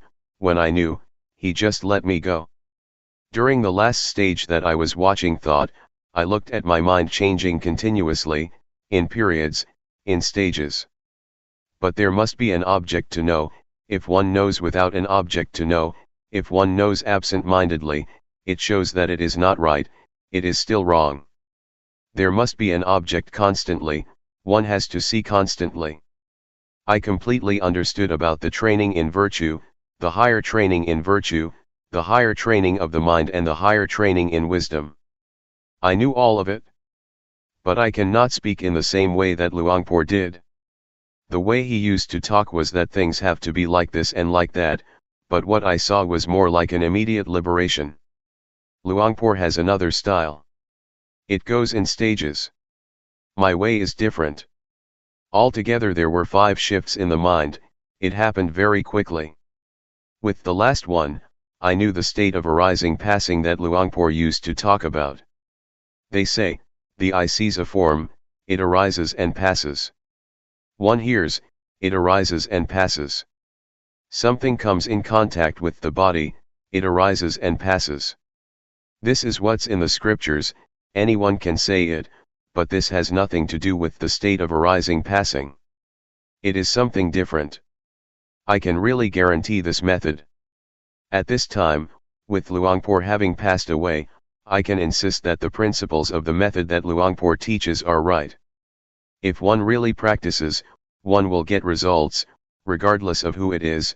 One can be ordained or not be ordained, it is not connected with having accumulated virtuous qualities in the past.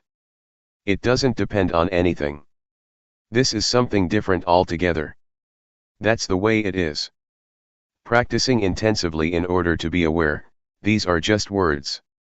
One keeps to oneself, one doesn't talk with anyone, one is alone in one's hut. Practicing awareness will become more continuous.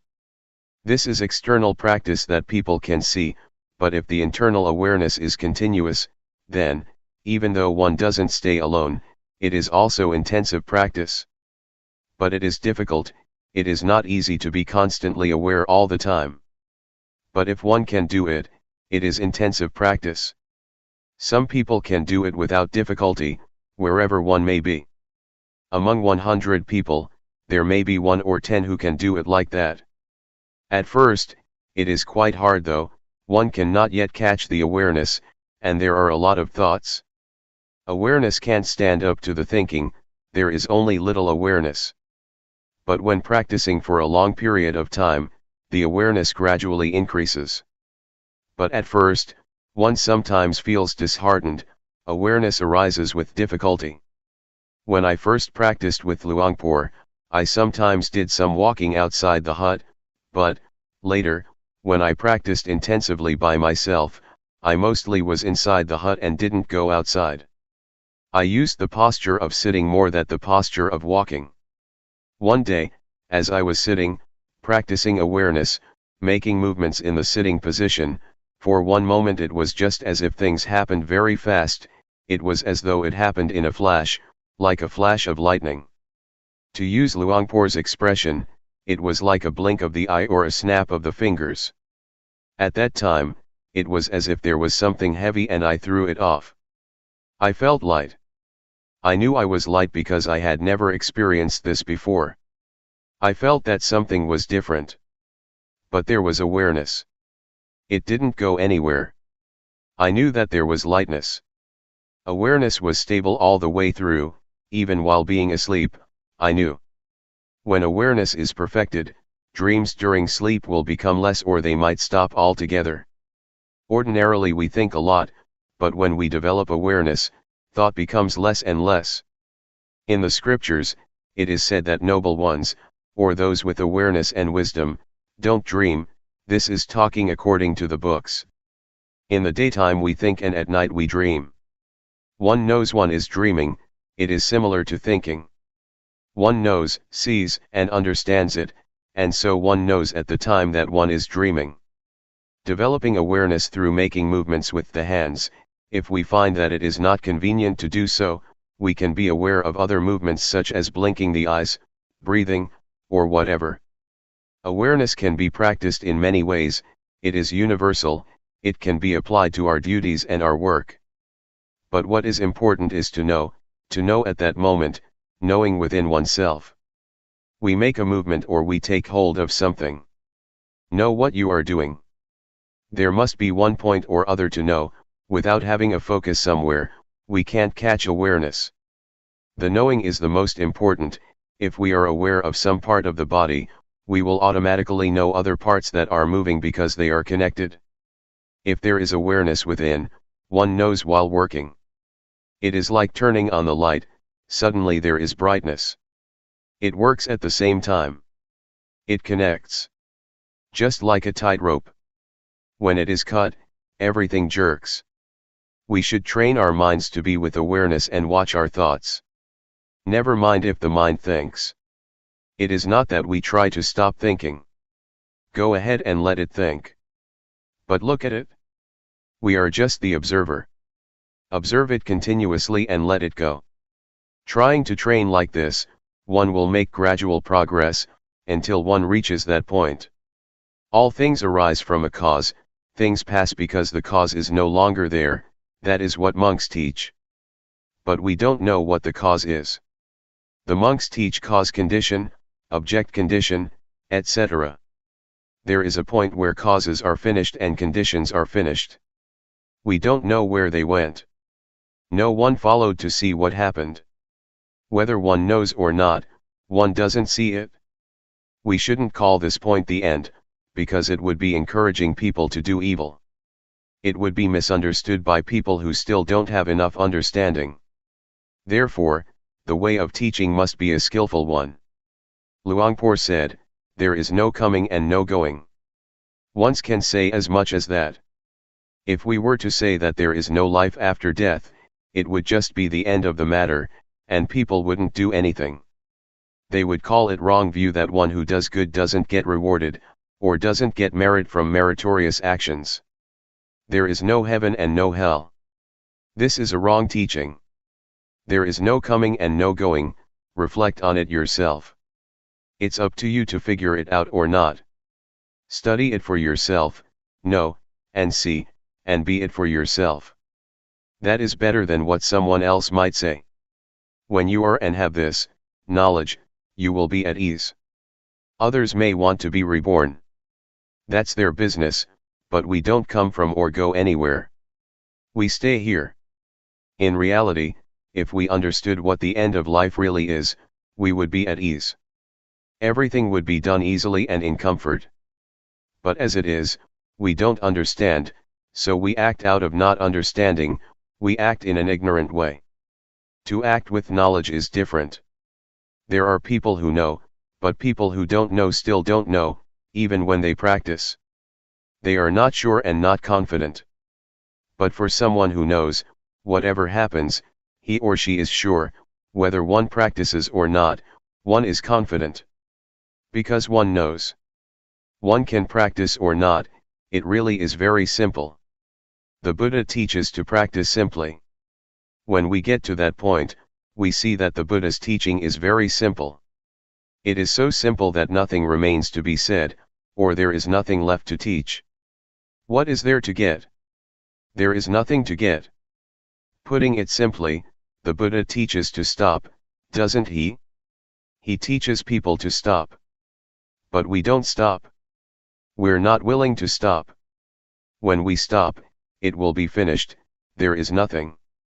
But the body still goes on living, one still eats, one still does various duties and practices, the body still moves. But inside, there is stillness, there is not wanting, there is coolness.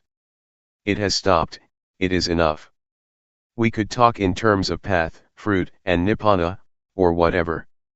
There is not birth, there is not death, there is not aging, there is not sickness, there is not going, there is not coming.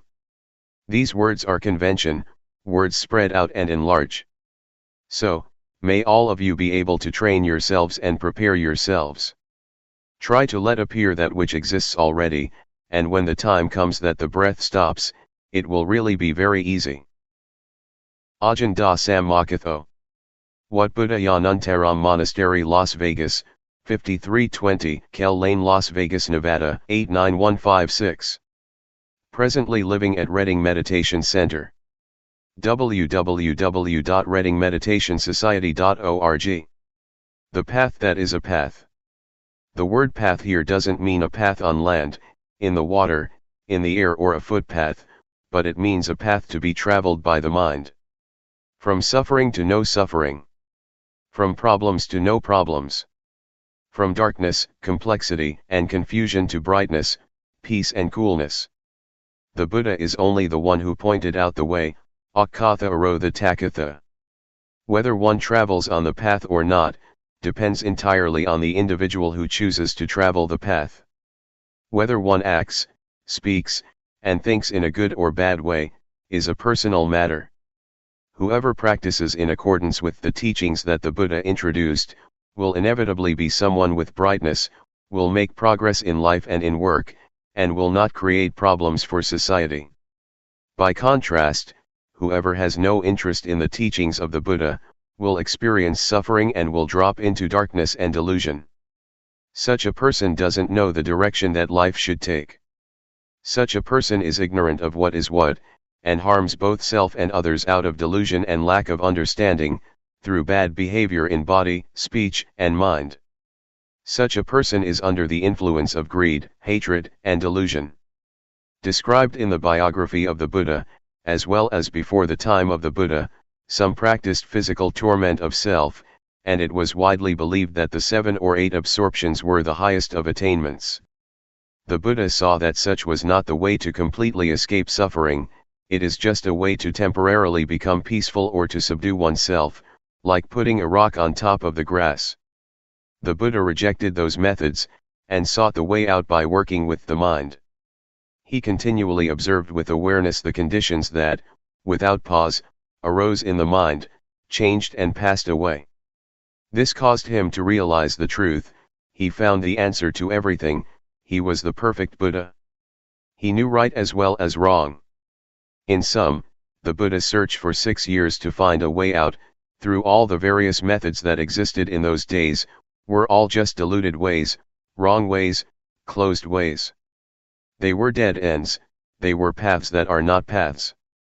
Awareness to continually watch the movements of body and mind, in accordance with the form of the 4 foundations of awareness, highlights the importance of the section, in that sutta, which stresses, 1. The postures and, 2. Sampajanya, or awareness directed towards the body. It is the means to access and come into contact with the basic objects of insight meditation, that is to say, to know rupanama, rupa-doing, nama-doing, rupa-disease, nama-disease, impermanence, instability, non-selfhood, convention, religion, evil, and merit. This is the initial stage for the practitioner.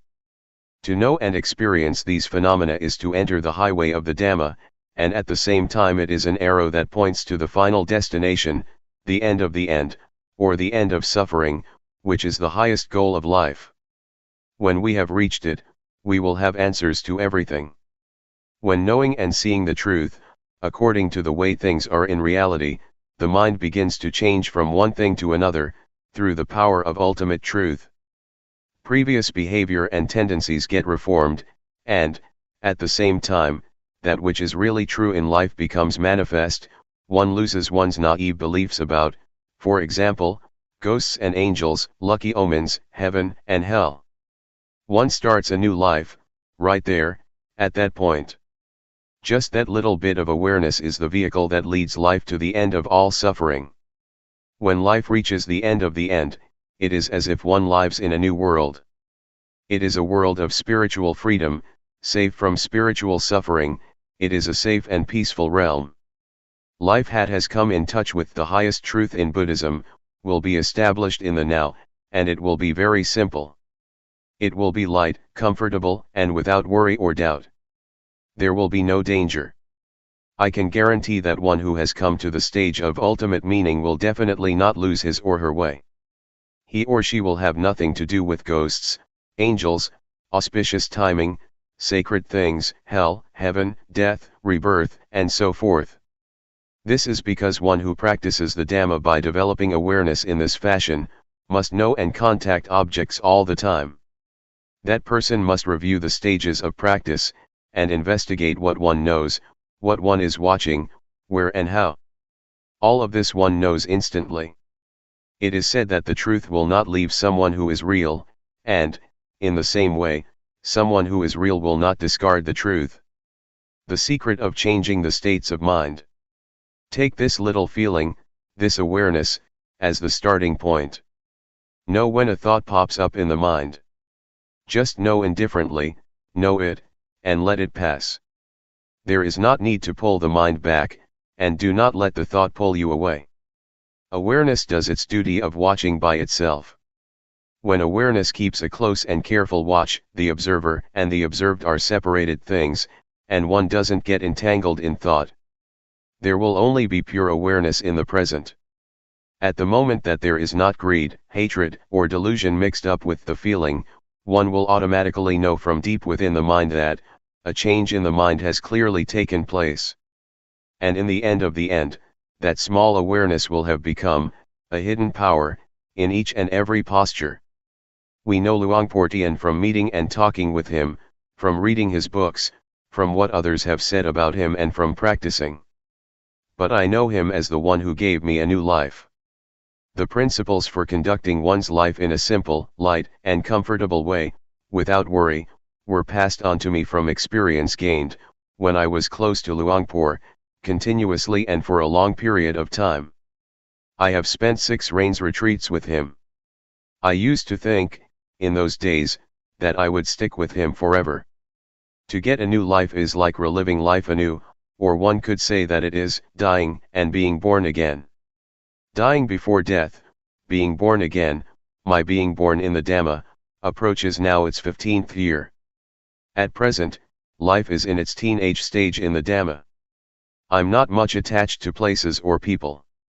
I feel that my experiences of life are very little. It's not yet enough, but as far as practice goes, it is sufficient. I know what to do, and I don't suffer. Let me go back a bit. Formerly, when I went to see Luangpor Teean, I thought I would dedicate myself to him, whatever he would advise I would determine to do, as a lesson or an experiment. I determined this because, I had strong determination and an aspiration to prove myself according to his principles, and I was confident that this way that I had chosen was the last way out. With such determination, opposing views, opinions, and thoughts were erased altogether. I had no doubts, I had no problem at all. When I started to practice with determination, fully and continuously, by being aware of standing, sitting, walking, lying down, bending, stretching, moving, blinking, breathing, swallowing saliva, leaning to the right and the left, raising and lowering the head, eating, drinking, going to the toilet, dressing, and so forth for 3 days. I was aware and completely awake. Awareness was purely in the present, there was no past or future. Materiality and mentality appeared clearly and cut off doubt. I saw Rupa as Rupa, and Nama as Nama. On seeing it, doubts disappeared. I won't talk about my personal knowledge, but I'll say something directly about the principles, that are the technique of practice. To practice intensively, alone in one's room, is a wonderful opportunity for someone who is seeking a way out for oneself, and it presents an opportunity, for those who are keen on this way of practice, for those who are real, and for those who are genuinely determined, and who practice sincerely, to really prove the style of practice.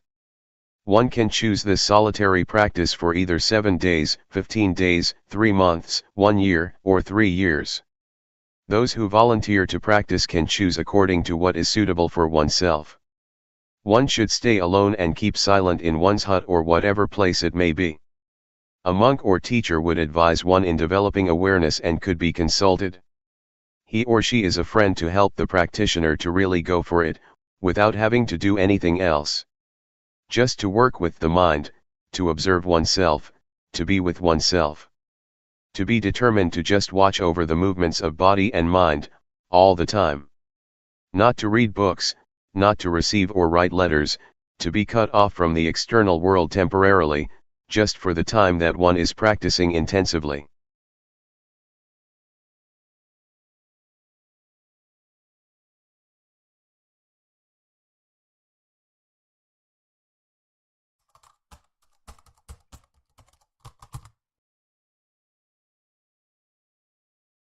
May all beings be at ease. Whatever living beings there may be, whether they are weak or strong, omitting none, the great or the mighty, medium, short or small,